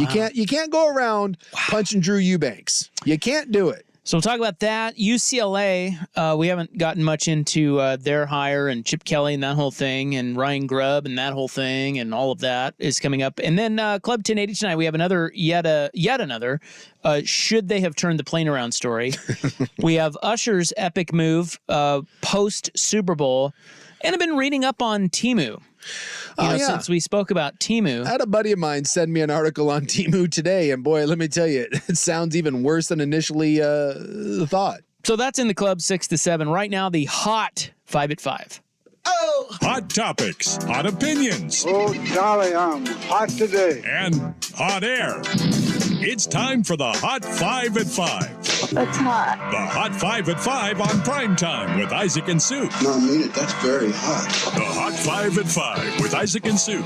Brought to you on The Fan by Victor Rico's Mexican Food, the most popular burrito spot in Oregon. Online at victorricos.com. Number 5. College football could be adding a 2-minute warning. This idea will be discussed by a rules committee later this month. Makes sense. Why? Well, the NFL, I mean, although, in college, if you're going to do a 2-minute, they got to get rid of the clock stops on first downs. That's, they did. Yeah, but not at the end of games. Yeah, inside whatever. What is it? Well, that's why they're adding the 2-minute warning, right? Yes. Is that yeah? So there's a line of demarcation there. Yeah, that was I thought that was ridiculous, and I think it makes the end of games. I don't know. It takes something away from the skill of 2-minute of the 2-minute drill. I would like to tell you later about the history of the 2-minute warning. Okay. I don't reading know about that today. I can't. Was there? Most people, yeah. Was there a time when there wasn't? Yes. Well, it goes way back, but the reason why it exists is kind of funny. Also, they don't know how much support there is for that, so it may not be this year. But the 2-minute warning, it's gaining momentum. Other rules changes to be discussed: sideline tablets, coaches' challenges, and helmet communications. Okay, so it's just the last 2 minutes of each half. Well, yeah, that's what the 2-minute warning. No. In college football, yeah, they changed it to the last 2 minutes. Well, this is what happens after a Super Bowl. One team, the winning team, extends the contract of its defensive coordinator. Steve Spagnuolo, the first coordinator ever to win 4 Super Bowls, he gets contract extension today. And the other team, the losing team, fires theirs. After saying that they weren't going to make any changes on the coaching staff, and that was just yesterday. Steve Wilkes has been let go by the Niners. Yeah, and he didn't do a bad job. One, he had big shoes to fill. I think they were like 3rd or 4th in the NFL. Was DeMeco Ryans previous to him? DeMeco, Correct. and then Saleh was before that. Yeah, so that's tough. I saw one of the ESPN talking heads was on there blasting Shanahan, being like, you keep going through defensive coordinators. Hey, jackass. They're getting hired hired for head coaching jobs. He's not getting rid of them. Exactly. Like, stop that. So, Wilkes was okay, but clearly you could see in the postseason they didn't live up to expectations, and Shanahan clearly had problems with him. We saw him yelling and calling timeouts on the sideline during the Super Bowl to question his defensive coordinator. Ohio State has fired its basketball coach, Chris Holtmann. The Buckeyes were 14-10 this season after winning just 16 games a year ago. A couple of names popping up already. Sean Miller, who's at Xavier, Tony Bennett at Virginia, and Will Wade, who's somewhere. McNeese, I think he said. The decision will be the new AD's Ross Bjork's, not the outgoing AD, Gene Smith. That's a good job, though. That's a great job. Ohio State. I mean, anytime you get... They got lots of monies. Yes. And they're just going to keep getting more. And they dump resources into it. I mean, he's getting $15.8 million to not coach. It's good to be Ohio State.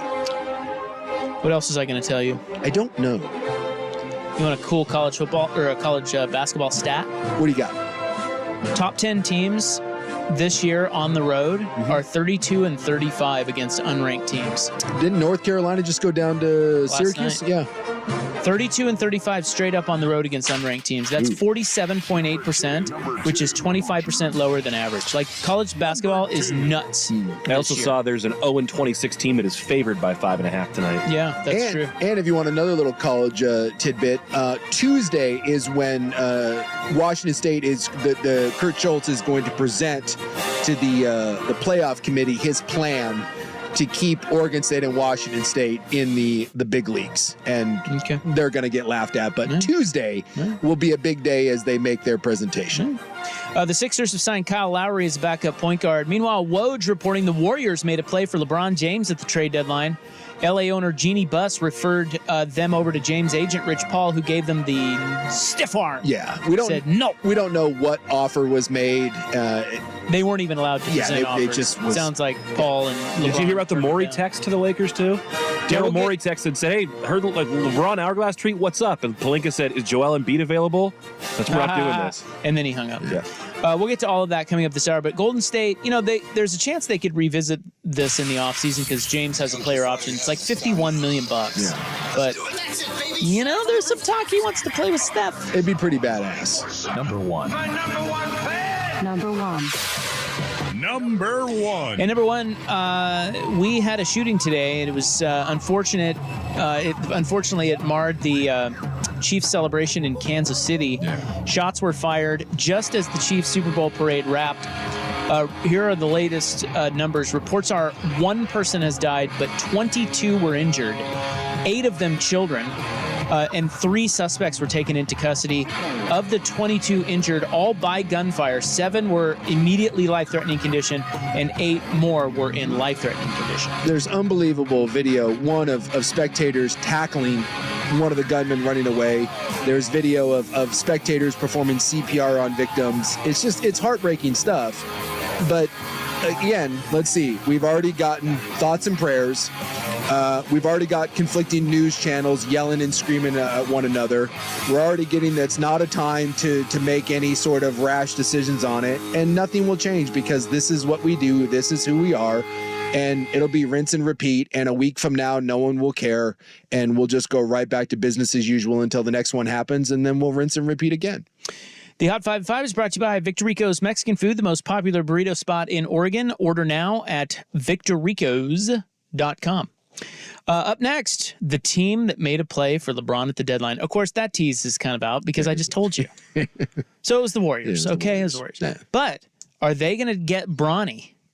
No. And put Bronny and Steph and LeBron on the same court with one another? I mean, come on. And Kerr, let's go. Yeah. The home of Dirt and Spray. I'm Dirt. What I find kind of weird is in what world am I living in any football game, no matter if it's Super Bowl or Week 8? What world am I living in where a 10-point lead in the second quarter is like some massive double-digit insurmountable comeback with Patrick Mahomes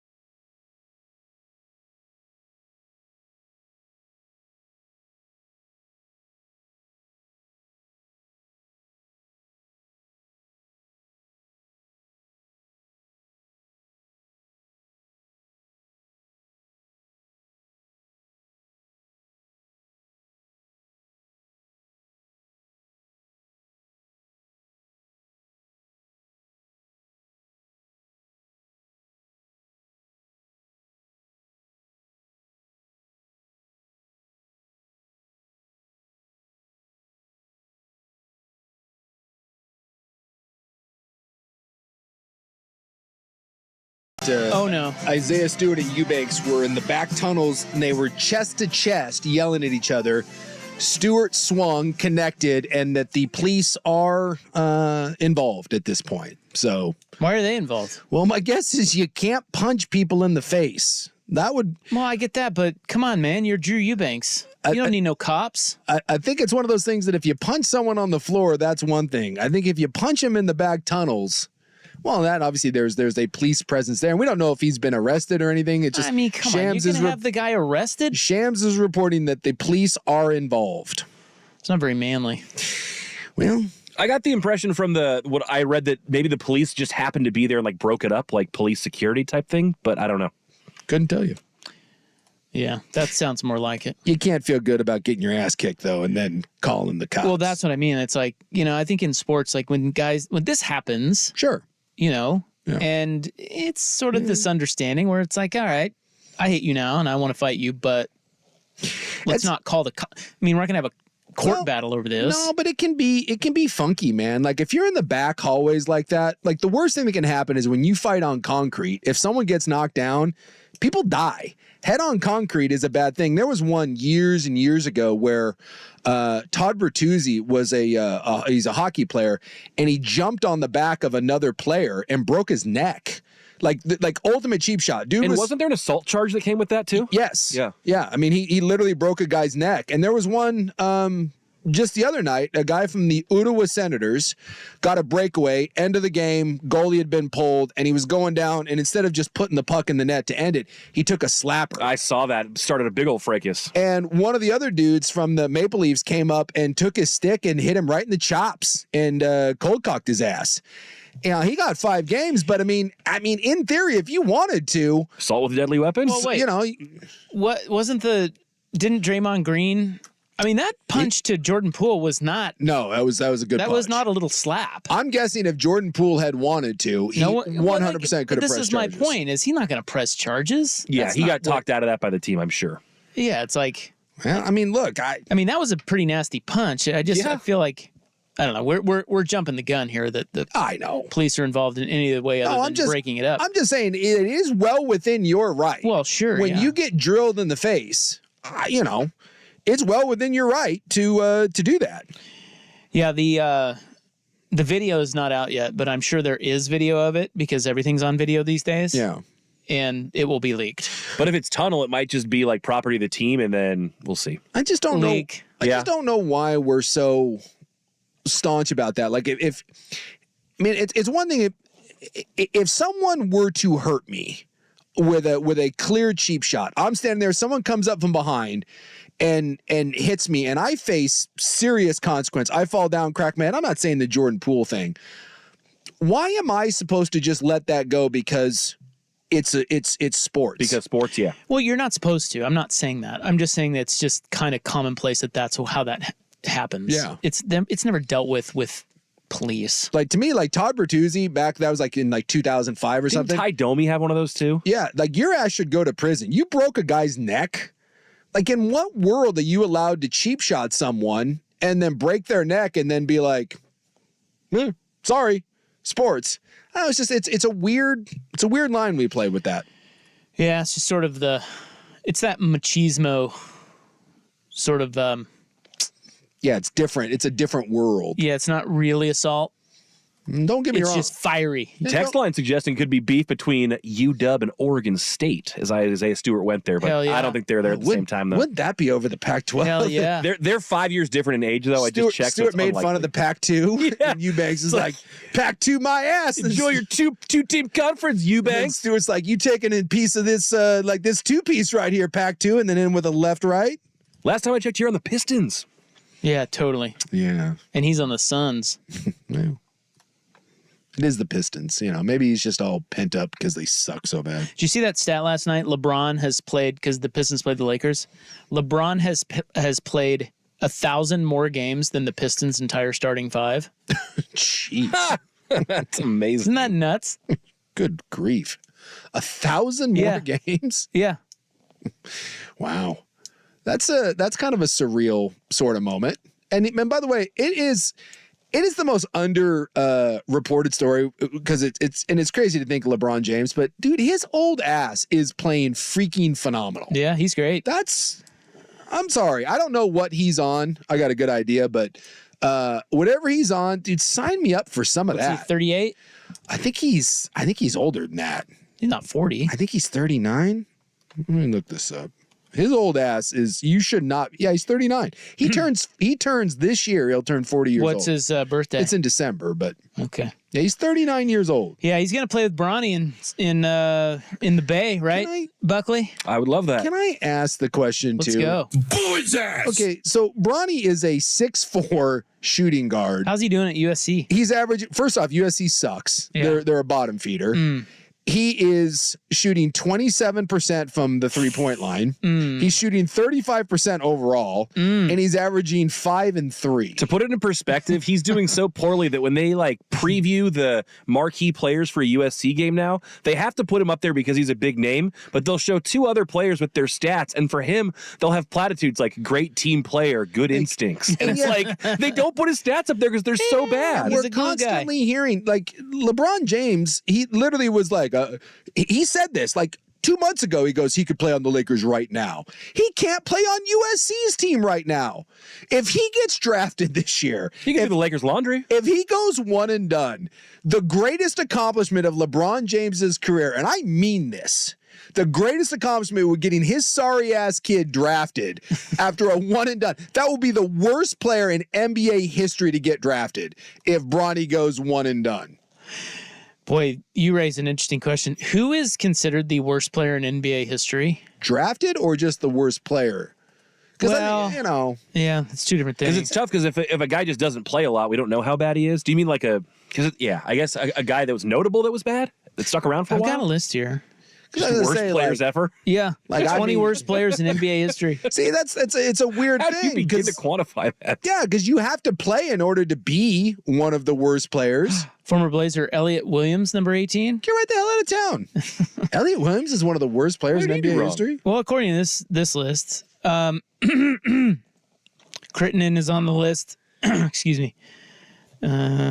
Well, he's in Mark jail. Madsen. He's in jail for murder now, isn't he? He was. I think he's out now. Oh. Hashim Thabit, former Blazer great. Hey, I remember him. He was bad. He was. He was terrible. They've got Darko at 11. Darko was terrible. It seems like there's a correlation to guys getting drafted relatively high. Yeah. Anthony Bennett, 10. Yeah, so you're not going to give, like, that's like saying I'm the worst player in NFL history. That may be correct, but you want a top 10 pick. I wasn't good enough to be the worst player in the NFL. Adam Morrison, number 8. Brian Scalabrine, number 7. Get out of here with that. Scalabrine? Dude, he could ball. No, that's terrible. That is terrible. Brian Scalabrine? Todd Fuller, number 6. I remember Todd Fuller.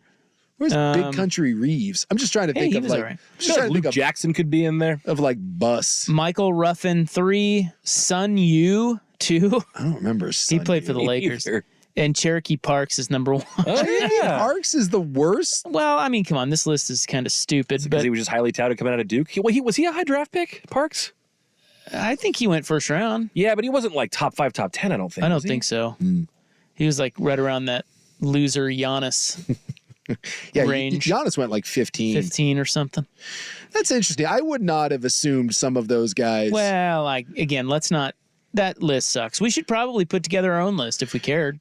When I say worst NBA player, what?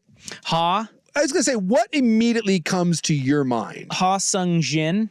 It's funny because he was terrible. Because that kind of pops into my mind too. Like he was just tall. Yeah, he was tall and committed fouls at an ungodly rate. And was trying to hurt people all the time. That guy E. Jan Liang or whatever his name was, that they had him do a combine and he was doing drills against a chair. That was like the only scouting anybody got. And then he was supposed to be the next Yao Ming and he was a total bust. Do you remember this guy? No. They called him the chairman because he was doing drills around a chair at his combine. Yes, the chairman. That's a great I nickname. love the idea of the chairman. I think that's fantastic. You know, the NBA is interesting because, I don't know, in college ball, you can see guys that it's like, wow, how did, that person should not be on the floor. Sure. Right?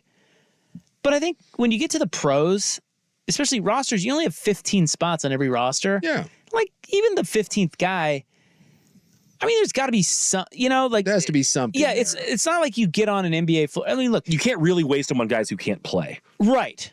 It's like it's not like that guy does not belong on the floor. It's like, well, we see a couple things in this guy, and maybe every now and then you get a Udonis Haslem that sticks around for some reason and never plays. But for the most part, no, everyone has to be able to add something. And I would think, I'm trying to think.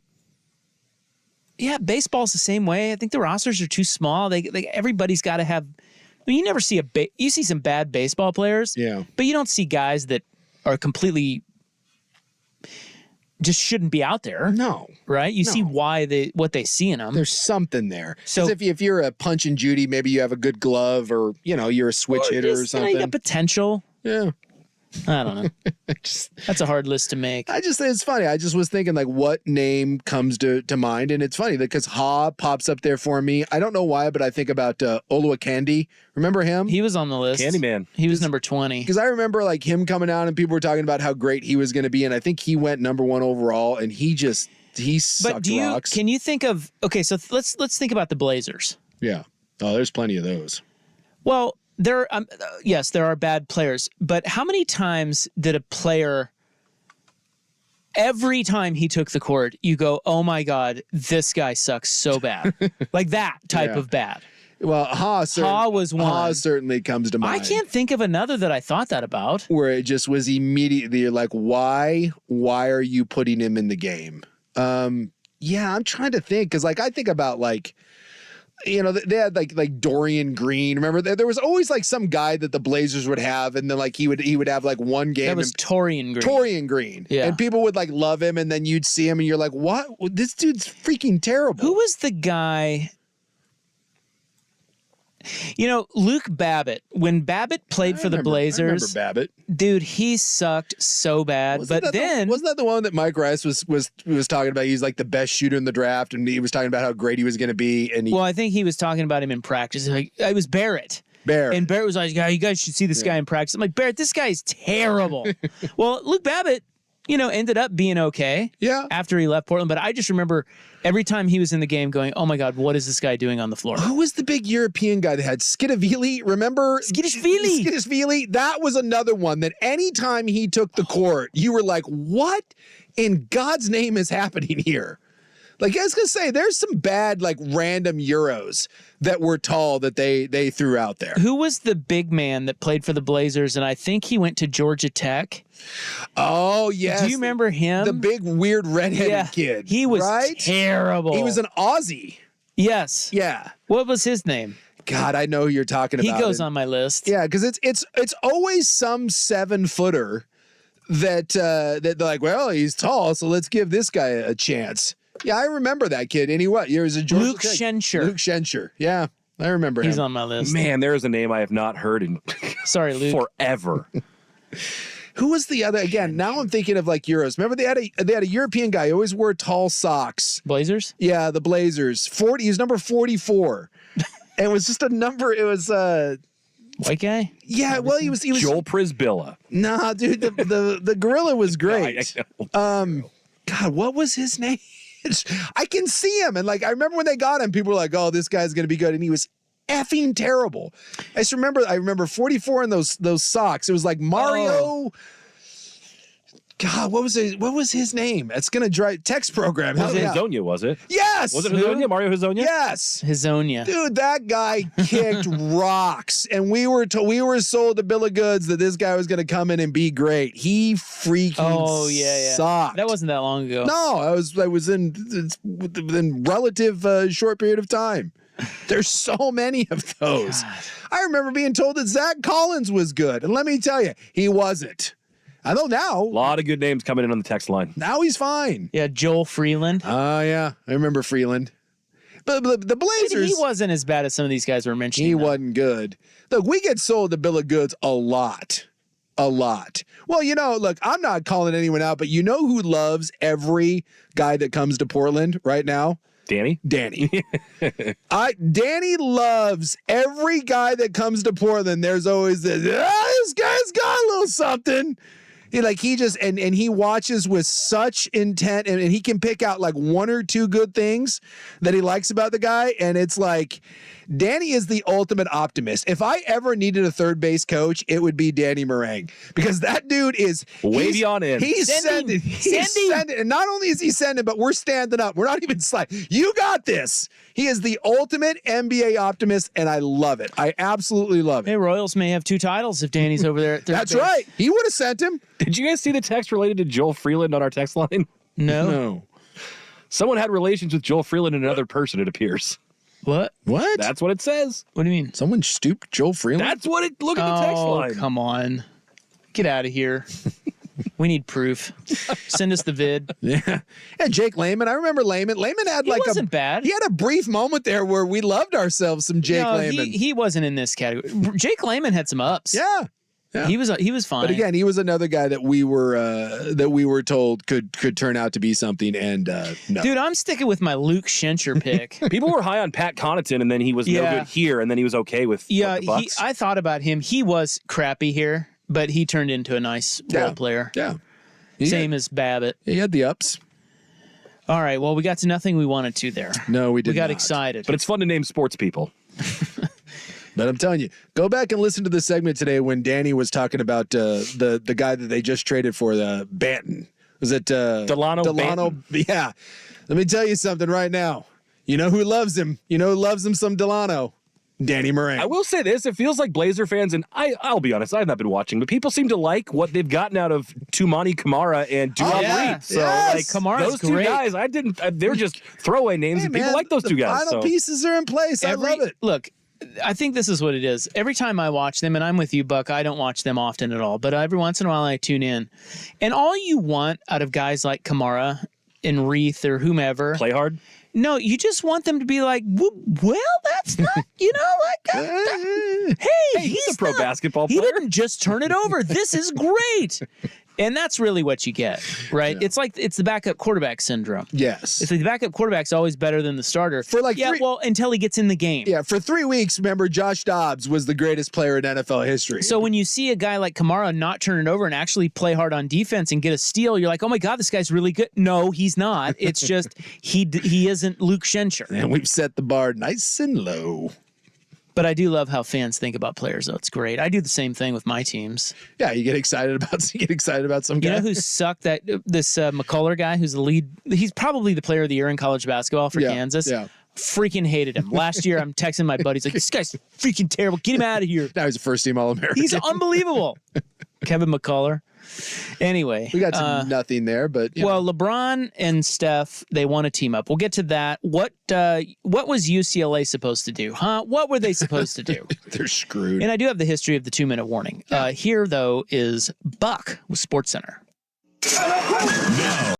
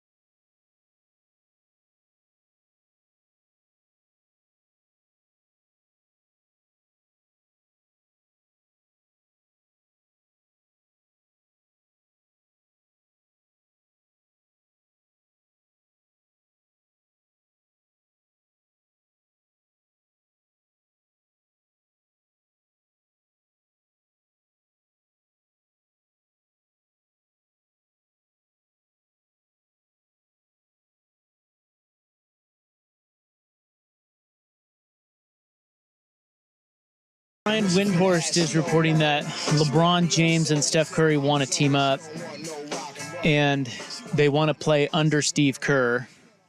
So the owner of the Warriors called Jeannie Buss, the owner of the Lakers, and said, hey, we want LeBron. Yeah, because there was some talk leading up to the deadline that the Lakers would be open to trading LeBron, but then it was quickly shot down. So Jeannie was like, well, talk to Rich Paul. I don't know. Yeah. And Rich Paul shot him down, which is weird because apparently LeBron wants to play with Steph. Yeah.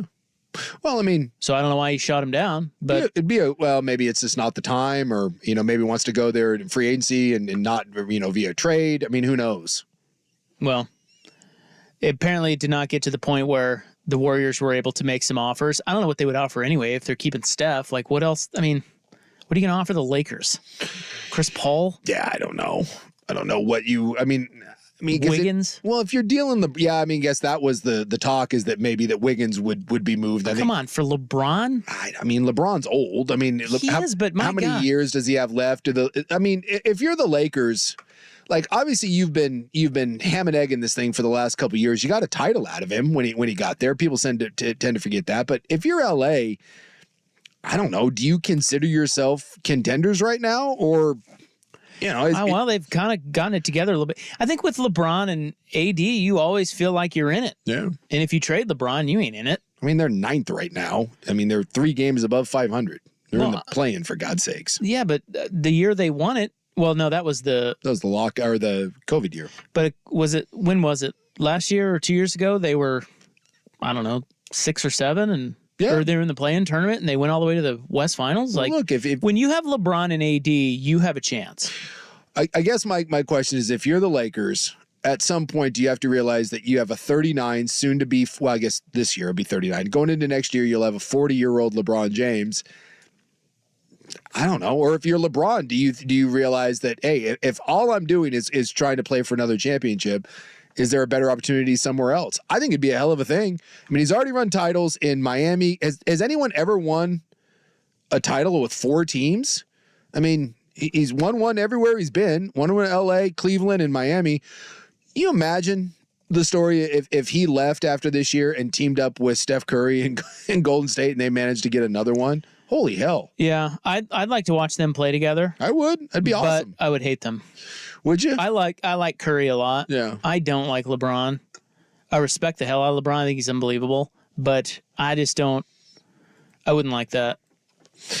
I would. I don't like that the Warriors would sign Durant and then win a title and then sign LeBron and then win it. Get out of here with that. I don't know if LeBron going. Golden State sucks too. Look, you just said if he won another title. So so I was operating off of that idea, and I don't like that because they get Durant. They already win a bunch of titles. Then they get Durant and win another title. They can't even be stopped. And then you get then you suck, and then you get LeBron and win a title? No. Get out of here with that. It'll be very interesting to see what he does because, like you said, he's got a player option after this year for $51 million. Do you just take your $51 million, you stay in LA and whatever, or do you cash that in and go saddle up one more place?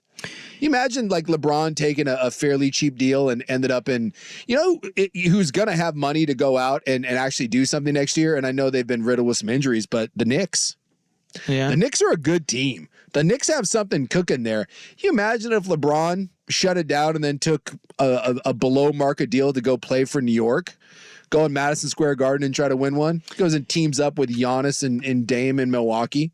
That'd be cool. No player has ever won a title with 4 teams. Robert Horry won with 3. Rockets, Lakers, Spurs. LeBron has obviously won with 3, and John Sally won with 3. Yeah. Pistons, Bulls, Lakers. And no one's ever been the key component. I mean, even the people that have won 3, I mean, no offense to any of those guys, and not that Robert Horry wasn't a big deal. Sally at the end was just on the coattails, but no one's been a key cog in 3 title teams, let alone 4. And even LeBron at 40 years old, if he ended up with a place that he wouldn't have to carry the load, be freaking amazing. You want to talk about adding to your legacy or putting the crowning achievement on your GOAT case? Go do that. All right. Well, LeBron has a $51 million player option this offseason. It's a lot of money to turn down. That's a lot of dough. And he's in LA. He doesn't need it, though. So I don't know. I don't see him going there, but never know. That'd be cool. I would, for my just rooting interest, I would love to see him take a crack somewhere else. I'd love to see him leave LA and, Text line saying, what about when the Clippers build their new arena, Bronny and Braun just go over there, they stay in LA, that they cross town to a different team? I suppose. Right. Why are we, Bronny sucks. Again, well, suck. But it's only because LeBron has said that's the biggest priority to him. It's so fascinating to me. Like, he sucks. He is a bad college basketball player. Yeah. Well, he's a freshman. But his dad's the greatest basketball player ever. He's like, if you want me, you got to take my crap-ass son. I want nothing more. This is my dream of dreams, for the LeBron to force someone to take his crappy-ass kid. Imagine if Griffey Sr. pulled Griffey Jr. up there and he was just K-ing all over the place. It was just swing and a miss, swing and a miss. You want to talk about the ultimate, you see this in business a lot, as my kid, I'm going to making him the vice president of operations. Boy, have we ever seen anything like this? You see it in college where they take someone's crappy brother or someone's dad gets a coaching position, right? And they do like Mario Chalmers, Kansas gave him like a... Well, the Ducks had a Mariota and a Herbert come in after Mariota and Herbert. Yeah, you're like, hey, here, go ahead and give this a They're fine. They're good. Patrick is. But I want to see someone be forced to draft Bronny James as a guy is averaging 5-3, and he's going to get drafted one and done because LeBron's like, look, you want me to sign there? You draft my crappy kid. Tell you what, Blazers had a shot at LeBron. You'd be taking Bronny. Yeah, exactly. Let him play on the remix, baby. Hell yeah. Can we do it as a second-round pick, or do we have to take him with a first? I think you have to take him with a late first. Late first. Lottery. Well, the big question is how many other teams want to do it? Because if no one else thinks he's worth it, then maybe you can wait to the second. But if one team wants to make sure they get him, they'll do it. Someone drafts him out of spite just because they don't want LeBron. Like, they don't want LeBron to go to the Clippers or whatever. So someone drafts Bronny out of spite. He just keeps climbing the ladder, even though he's terrible. All right. I got to give you... Well, I want to get to the UCLA stuff, but we have not been able to do that. The Super Bowl talk has taken over our show. It happens. Last 2 days. So it happens. We'll get to that tomorrow.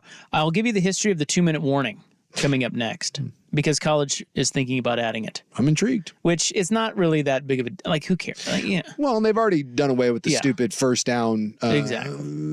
Stop the clock except for the final 2 minutes. So it's kind of a formality, but it is kind of weird in college they don't have it. Yeah. So we'll get to that next as we wrap up the Sports Hour on the Fan. It's time for a Ducks Report, the inside story on Oregon athletics. Brought to you by Mods PDX. The future of building is here. Oh, for heaven's sakes. I'm reading here that Nate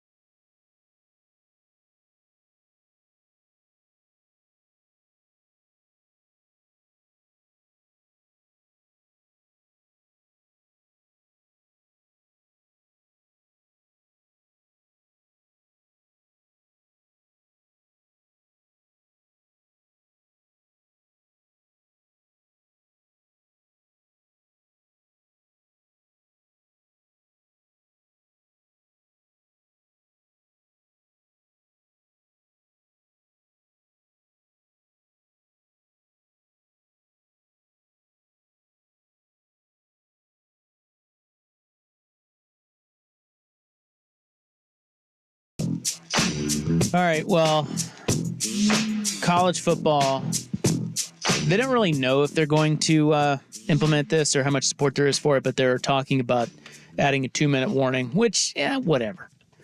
But I was reading the Athletic article about this today, and he had a little blurb in there about the origin of the 2-minute warning. I've never thought about the origin of the 2-minute warning. I just always know it's there and not there in college. And now it's gone. Oh, for Pete's sakes. 1 second on the Fan Sports. Yeah, the NFL has had a 2-minute warning since 1942. Did you know that? I did not. Like I said, it's always just been there. The concept was first introduced simply because officials kept the official time, not the stadium, so the stoppage let everyone know the clock situation. Oh. It's a bit like stoppage time in soccer. So this lets everyone know, hey, we're getting close to the end? Yeah. Well, that's kind of fun. And then it says, as the sport grew, stadium clocks became official and TV took over. The 2-minute warning stayed in place in order to support commercials and drama. Can you imagine playing a football game and there being no clock? Like the players aren't aware of it, the fans aren't aware of it. Right. The only way you would know is if it flashes the 2-minute warning. Yeah. Like that's make it kind of interesting. That's kind of crazy. I mean, because in soccer, yeah, you have the extra time, but you know when you're going into extra time, and they do hold up like the +6, which isn't, it's not a steadfast thing, but you at least you have a rough idea. Yeah. Well, that's the history of the 2-minute warning. I did not know that was why the 2-minute warning is there. I do like it. There's some strategy behind it, you know, it's, especially, you know, with the use of timeouts. I wish college would do away with the first down clock stoppage even during the final 2 minutes. I think it's stupid. I think it adds more drama and more challenge to a game-ending drive. I think in college it's too easy. My biggest gripe with college rules is the one where if a player's knee goes down and no one touches him, he just has to stay down. Like, yeah, I don't understand that either. I think it was initially a safety thing, but at this point in time, we're at a spot where we have these incredible athletes making these leaping grabs or doing whatever. Like, let them just get up and keep running. The dumbest rule in college is the ejection on the targeting. That one is just, it's just absurd. And then losing a half the next game. It is absolutely absurd. If I could change one rule in any sport, it would simply be that, because it's just, because some of them are just so incidental and not bad at all, but by the letter of the law, if you hit someone with your helmet and it's targeting, it's like, thanks for coming. Especially a lot of times when we see it all the time, the ball carrier changes his trajectory. Like the guy goes to make a tackle and the dude lowers himself. It's not really his fault. It's not his fault. But by the spirit of the rule, it is It's targeting. it's your responsibility, and so But it shouldn't be ejection. No. 15-yard penalty, fine. But the ejection, it's ridiculous. And then, like you said, the whole stupid, if it's in the second half, then you're out the first half of the next game. The next game. It's dumb. All right, yet another should they have turned the plane around story. We'll kick off the club next on The Fan. In order for small businesses to thrive, they need to be smart, efficient, savvy, staying ahead of the market at every turn, finding ways to do more with less, and taking advantage of every opportunity that comes their way. That's why Comcast Business is introducing the Small Business Bonus. For a limited time, you can get up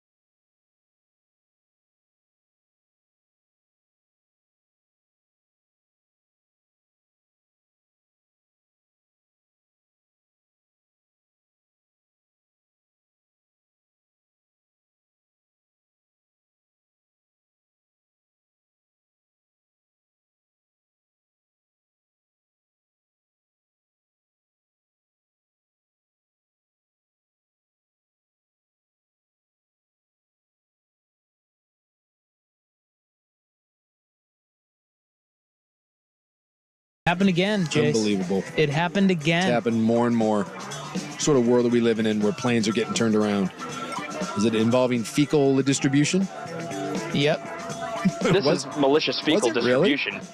Yep. What is with all the doo-doo problems on planes? What is like? I mean, look, I've got I've got an upset stomach as much as the next guy, but holy crap, people, hold it together. This was a Boeing 787 Dreamliner. This is a transatlantic flight. Okay.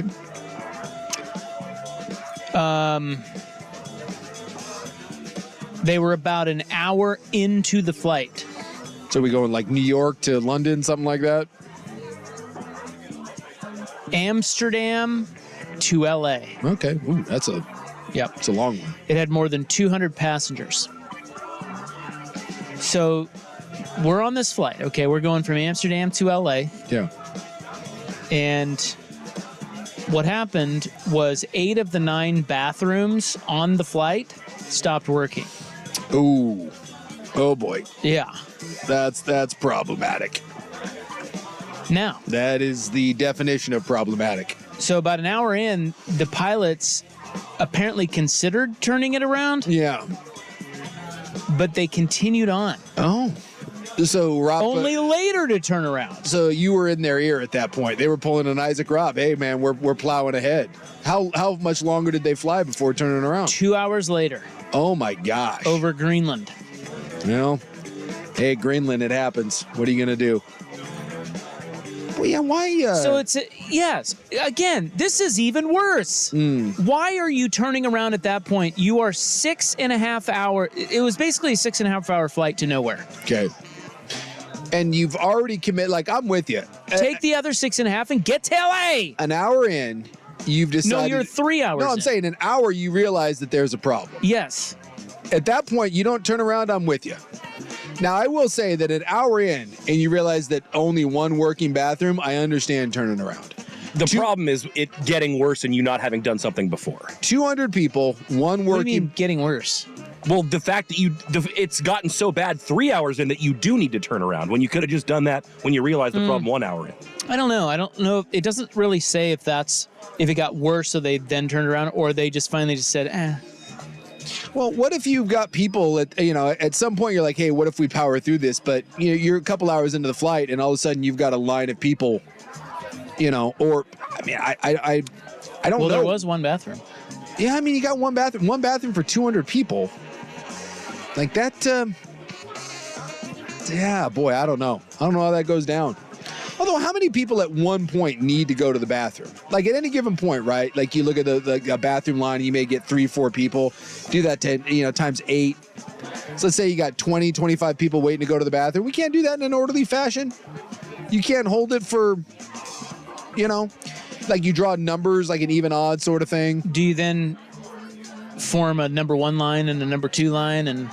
Well, I think at that point you got to triage it, and this has got to be on the honor system. This is what you do. Right. You're like, hey, who's got the biggest emergency game is a tough one to play. This is what we're doing. Yeah, but it's what you have to do, right? And you got to trust people. Way. You got to trust people. If they say, hey, look, I really got it, then let them go. Yeah, it's you prioritize 2, you prioritize runny 2.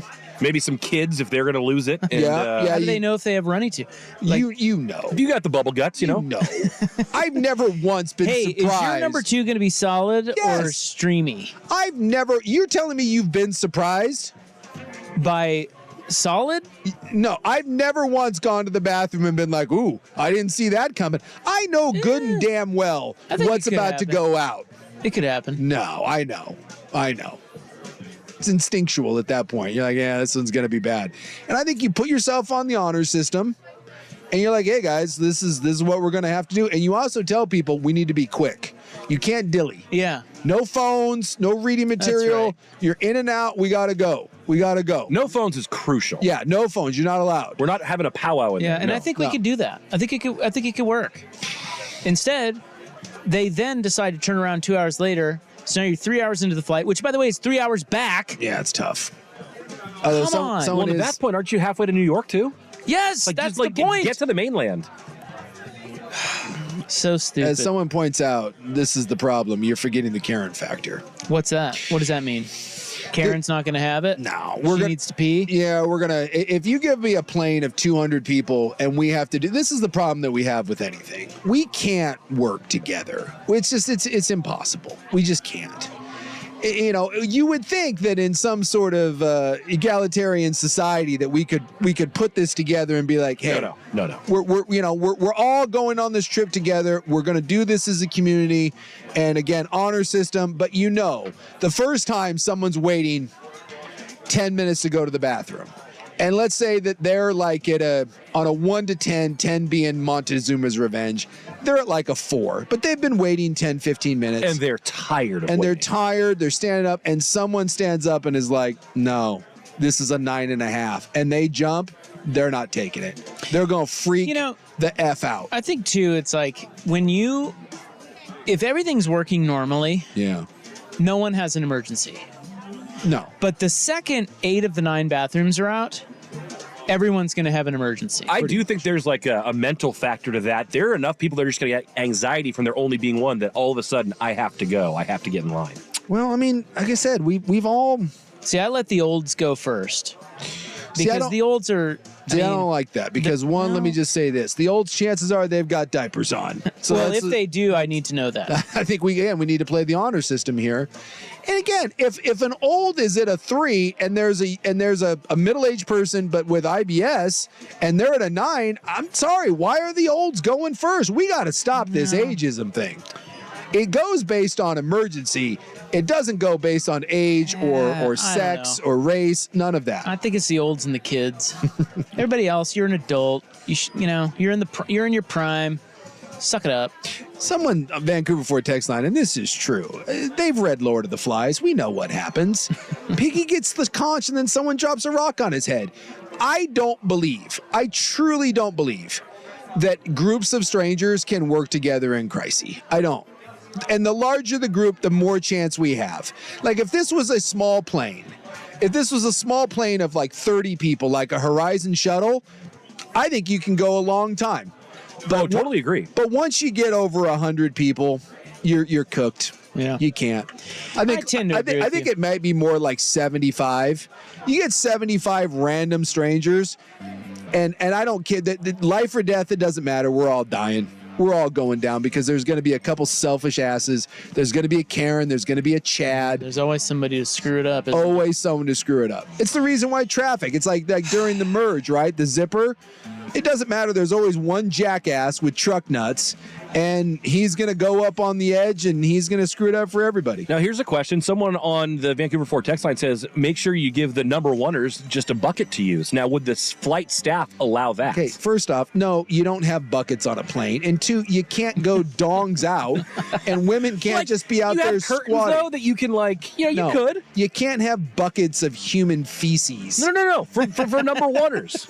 Again, you can't have buckets of human waste sloshing around an airplane. I mean, no, there's health regulations. That doesn't work. Even if everyone agreed, like, hey. What if you said... I don't think that's the way that works. Safety regulations, and like you go into a restaurant, you're like, hey, you know what? We all agree. No one has to wash their hands, poo everywhere. It doesn't work. What if you said 2 at a time, somebody use the toilet? The kids, you can squat in the toilet. Your little butts will fit in there. Can I pee into a sink? Like you just... Well, you could. The vomit bags, Like you could go in there, like you and I go in there. Yeah. One of us uses the toilet. You can use the sink. I won't look at your small wiener. That'll kill 2 of them. I just know. Well, first off, there's no way I'm fitting in a bathroom with another human being. I take up the entire bathroom myself. I would also like to ask this question. Doors open.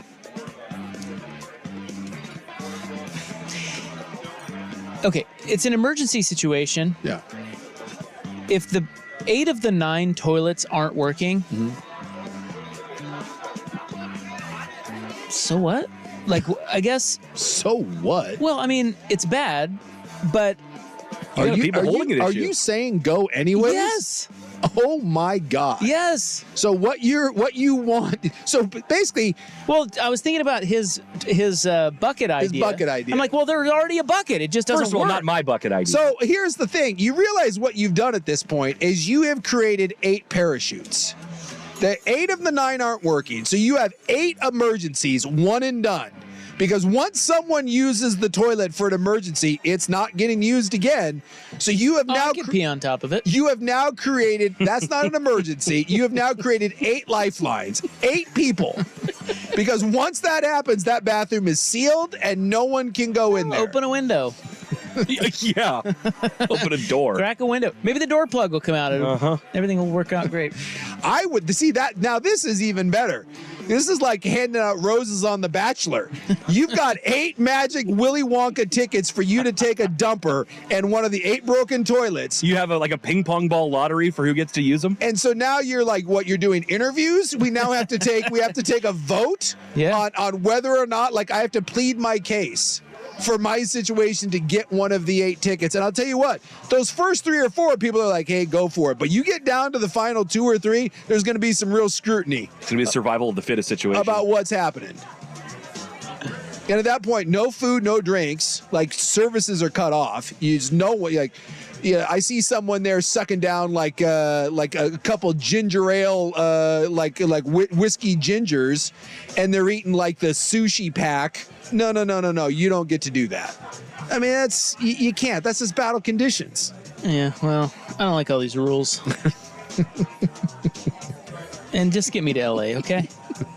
It might be Thunderdome, but we're going to get there. The best we can do is get you to Greenland. That's the very best we can do. Yeah, can't they land in Greenland? Can't they get an emergency? Like, you can probably land in Greenland. Why do you have to go 6.5 hours all the way back to... Well, you can probably land in Greenland, but then you're stuck in Greenland, and there's not like there's another plane ready to take... It's Greenland, for God's sakes. There's 7 people. Call in another plane. So you're fine. You're fine just hanging out in Greenland for possibly an entire day.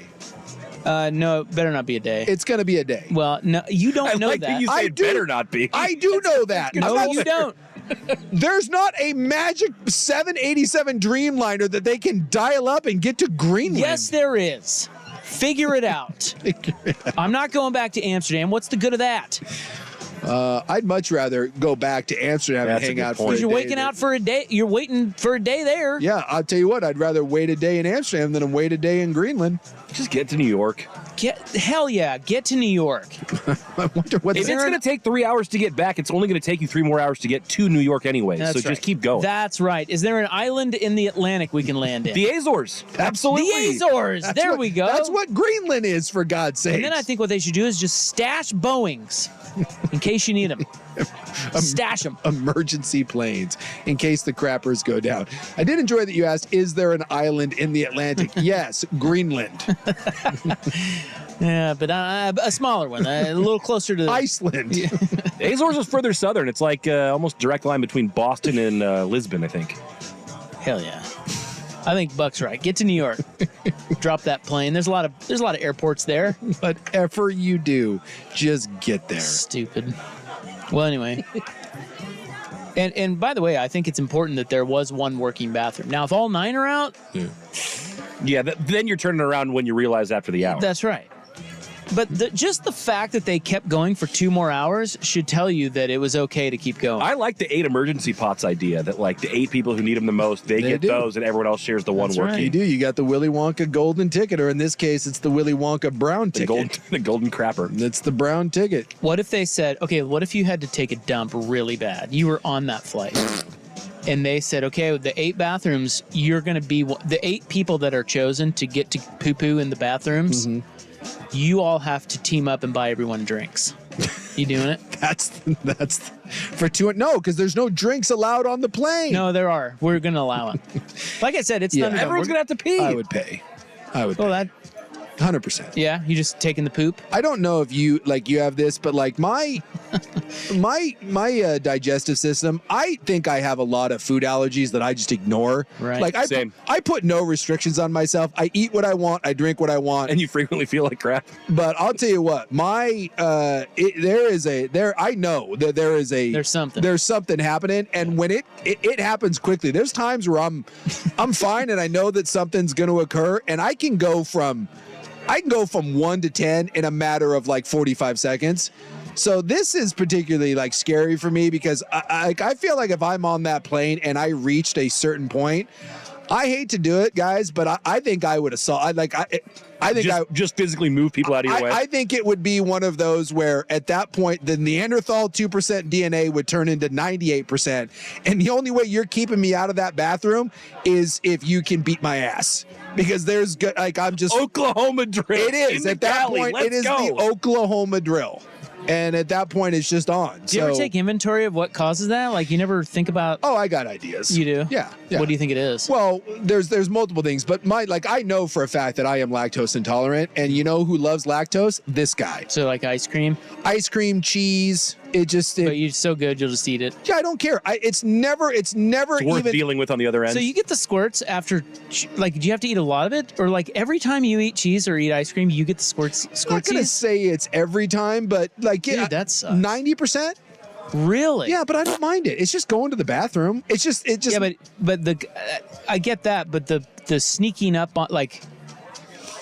I'll say this. The uncontrollable, I got to find a toilet now, that's frankly, the hard part. If we're going on a road trip, okay, and we've got like a 5-hour trip, I will be aware of what I'm eating. No, you'll prepare. Yes. So you know you don't have to squirt in the... But if you're at home all day tomorrow, you don't care what you do tonight. I don't give two... Yeah, you're at home, that's a different story. I'm just saying, when you're going about your life, you work and a flight... I'm aware. You got to be careful with that stuff. And it's the thing, too, let's say we go out to dinner, and then I know that there's... let's say we're going to dinner and a Broadway show. I will be aware that after, let's say I have a very rich meal, right? There's a lot of thick sauces involved. There's maybe some fondue.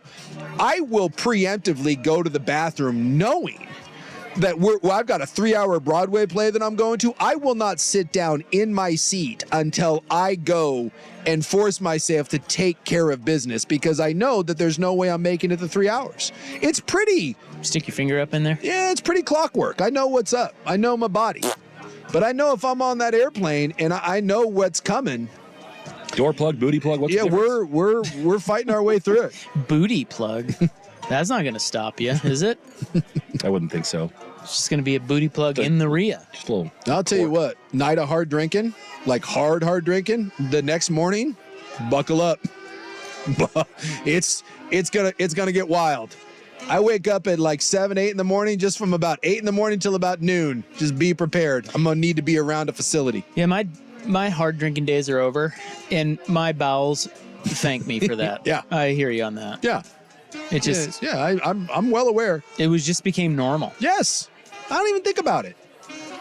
It's once we get well into the double digits on the night, we're like, all right, I know it's about to go down in the morning, and you accept it as collateral damage. Amsterdam to LA, 8 of the 9 toilets not functioning. They turn around the plane after 3 hours. 6.5-hour flight to nowhere, and they go back to Amsterdam. Cowards. Totally cowards. Rob is disgusted. All right, up next, how about Usher's epic move after the Super Bowl? We'll tell you what he did. It's 6:20 on The Fan. Yeah. The home of Dirt and Spray. I'm Dirt. So they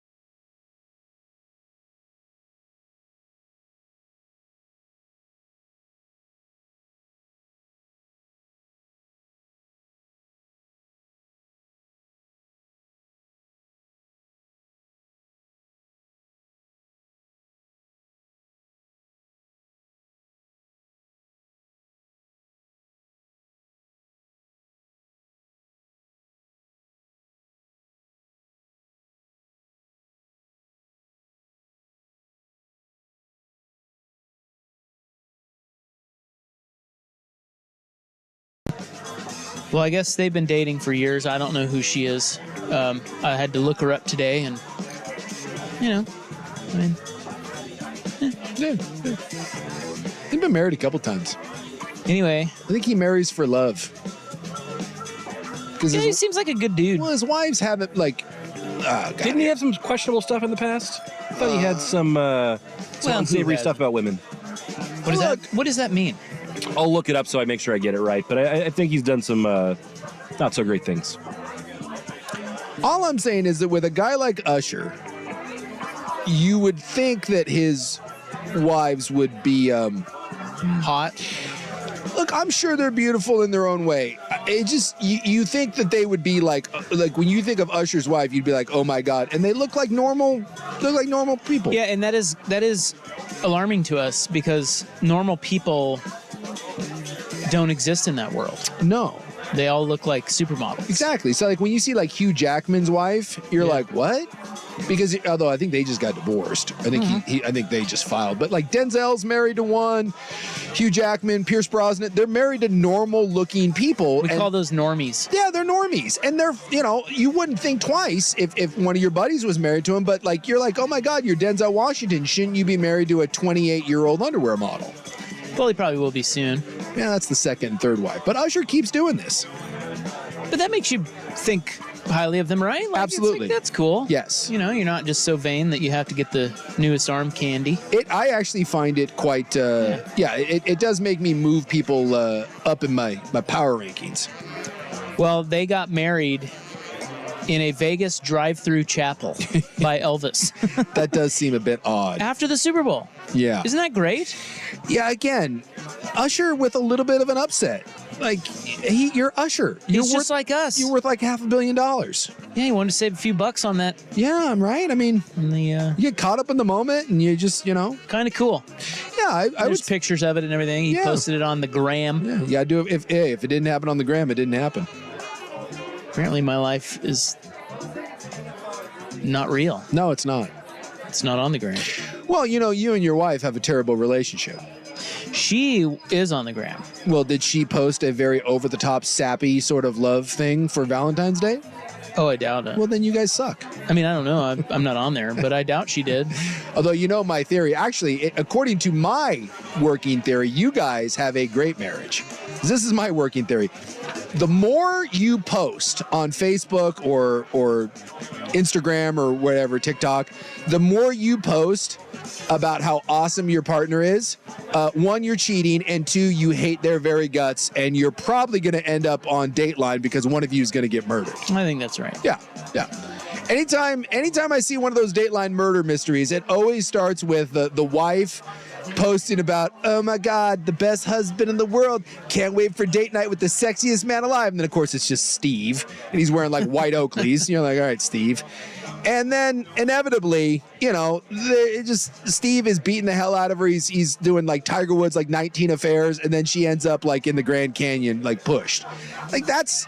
The more you post about your significant other, I know deep down you hate each other and you're just trying to put on the facade.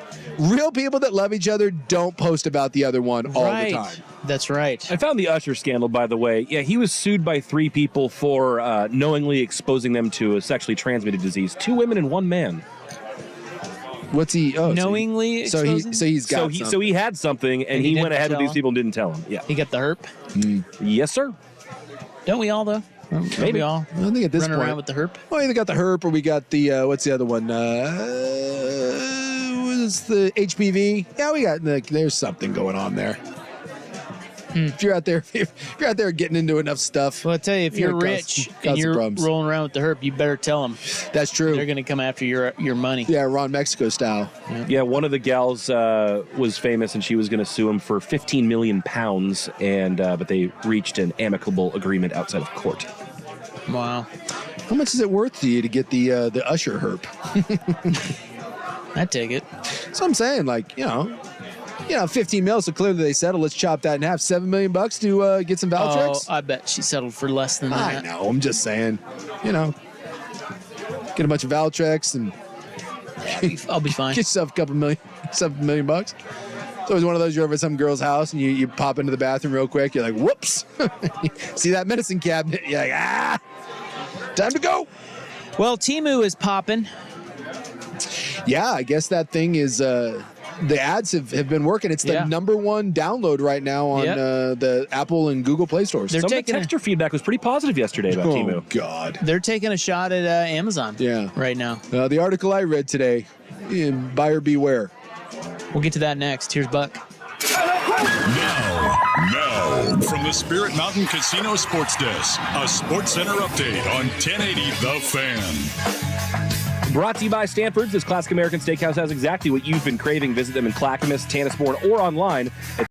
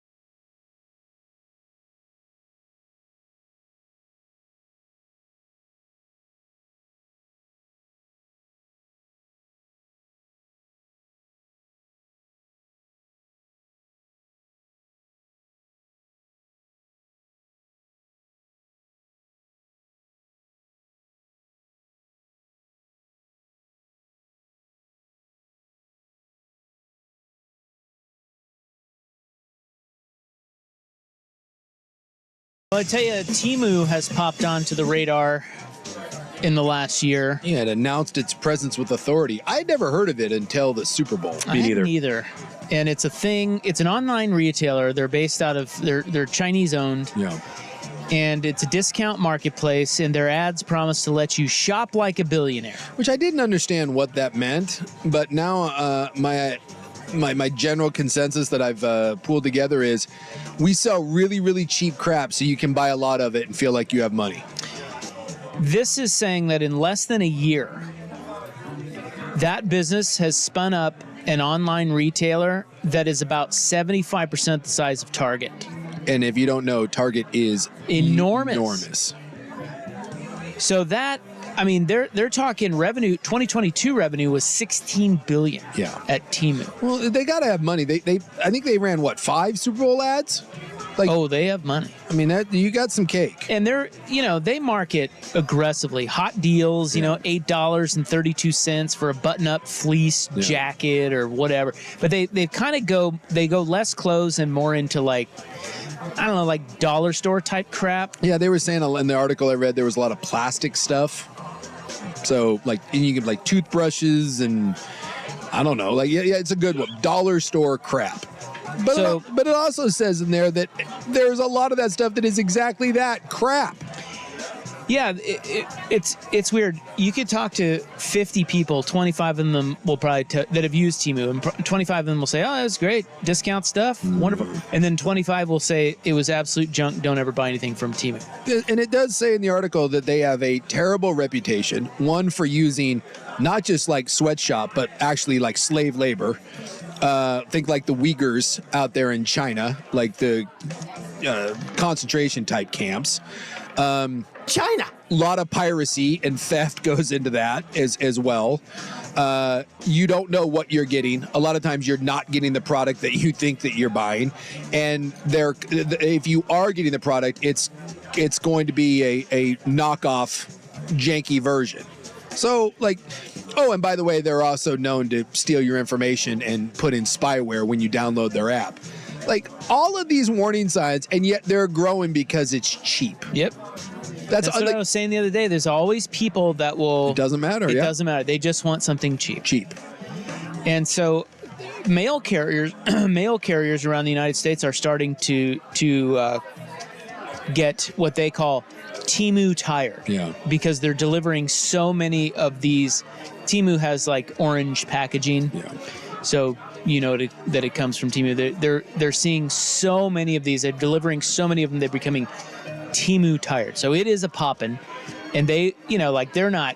So we said 16 billion. You know what Amazon is? Oh yeah, Amazon's 170 billion quarterly. Yeah, that's a whole different ball game. But they're trying to take on Amazon, and one of the ways they're doing it is there is a law in the U.S. that's kind of obscure that has helped them, and U.S. people are kind of calling it a loophole. Yeah. But it's not really a loophole. It's in the law. They're exploiting. They read the law. Yeah.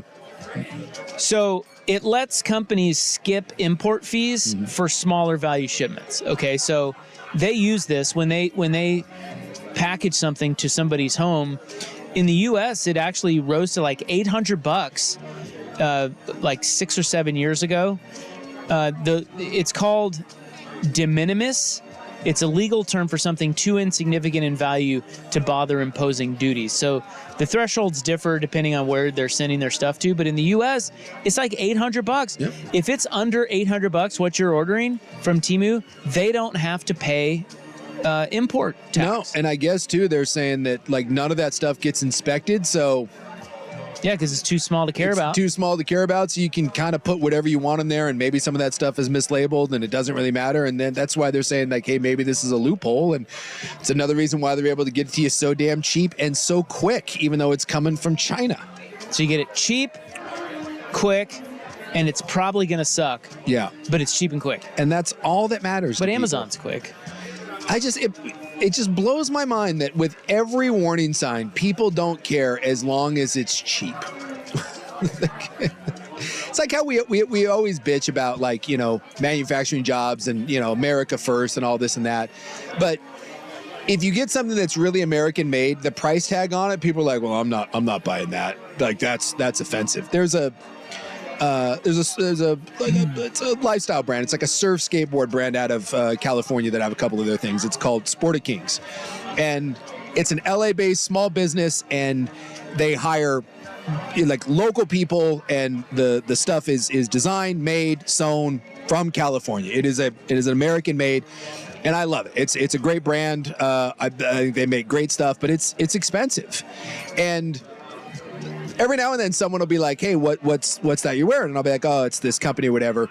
And if you tell them how much like a sweatshirt is, they look at you like you've got two heads.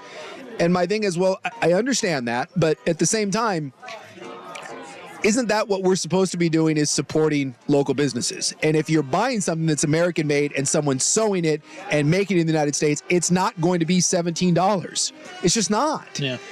You know, it's are funny like that. It's a catch-22. Yeah. They want a $17 sweatshirt, but they want the $17 sweatshirt to be made and sewn in America. Well, that means also be cheap. But also be cheap, and you can't have it. And then we're like, oh, workers deserve. Like we're all upset at like fast food prices right now. Well, and look, it sucks that you go to an Egg McMuffin is $5 now, but at the same time, we'll turn around and we'll yell that everyone at McDonald's should be making a bunch of money because it's a hard job. But then we're upset when the Egg McMuffin costs $5. Yeah, so this woman is from The Atlantic, and she says, on average, some of the products from Temu are going to be exactly the same. Some of them are going to be coming from exactly the same sellers. Yeah. Others are going to be a little bit junkier. Others might use substandard materials that might not always pass muster in the U.S. for safety standards. Yep. So that's the trade-off. Like, yes, you can order your $17 hoodie, but guess what? You don't know what you're getting. There's no inspection. There's no standard. They can send you a piece of fabric and say, well, yeah, you just put it over your head. It's a hoodie. It works. And then charge you for it. And there's no recourse. They're not from the U.S. Yeah. So this is what you get into when you deal with Temu. No thanks. Oh, and by the way, there's a good chance that they're stealing your information and possibly your credit card. It's a hard pass for me. Look, if that's what you want to do, and I get it, it's cheap, but if something happens to you by using that Temu app, that's on you. They've also that's like dating Usher. Just be prepared because you're going to catch something. They've been placed for several years. They're on the U.S. list of notorious markets for counterfeiting and piracy, recently updated by the Office of the United States Trade Representative. So, yeah. They claim that they're adopting new anti-counterfeiting. This is going to be a tough one. I'm going to take a stab though. Go for it. Anti-counterfeiting initiatives, but a litany of issues remain, including refusals to remove bogus products. They're just like, no. They're like, we're telling them, hey, you're going to ship to our peeps, remove the bogus products. They're like, no. And that's it. That's it. No, sorry. And people keep buying stuff from him. I had a buddy of mine. I got to ask him. I don't know if it came. I thought it was from, what's the other one? Is it AliExpress? Alibaba. That's it. Like I like Jordan sneakers, and they're not cheap, and so I can't go out and buy 10 pairs of Jordans. But I had a buddy of mine that was like, dude, I found this site selling Jordans, and they're like $40. I was like, dude, you're not. He's like, no. He's like, yeah, it's from overseas. But what was he trying to tell me? Like, they sell them from the same factories that make them for Nike. So it's the same thing. He's like, you're just cutting out the middleman. I was like, all right, dude. So he orders like 4 pairs of retro Jordans, which will run you, $250, $300. And he gets these shoes.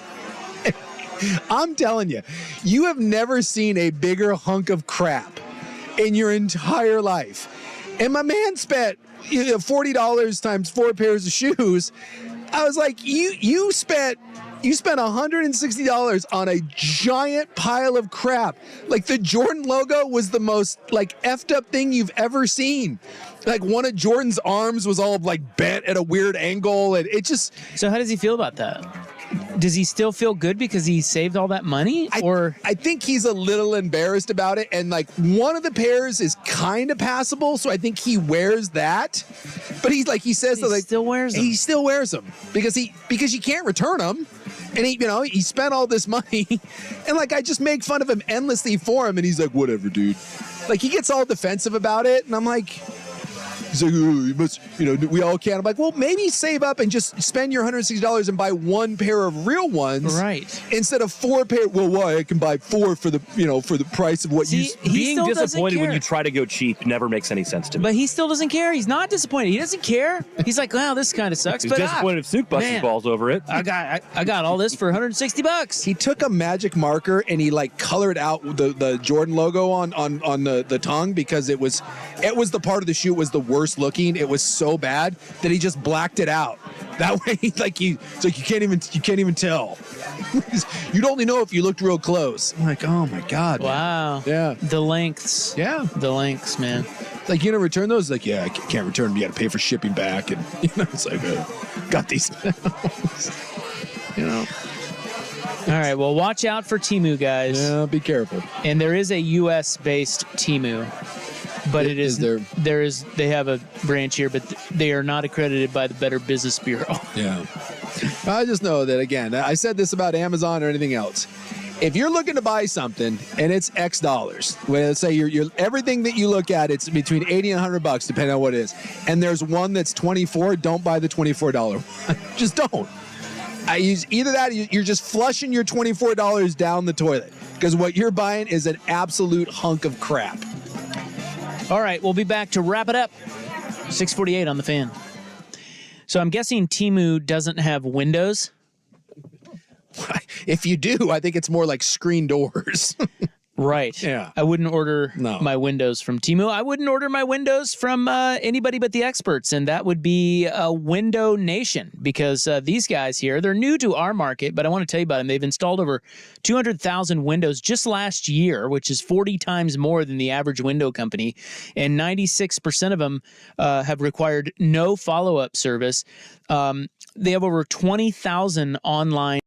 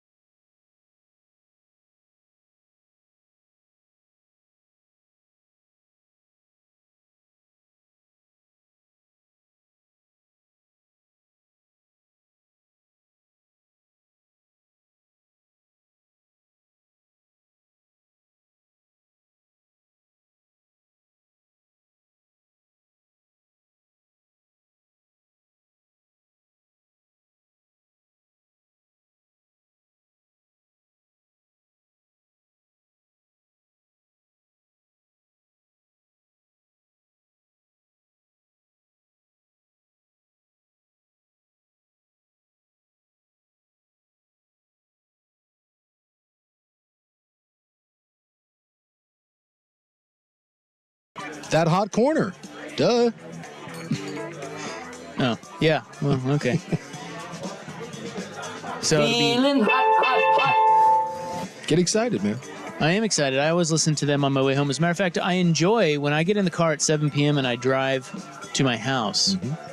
It takes me about 12 minutes.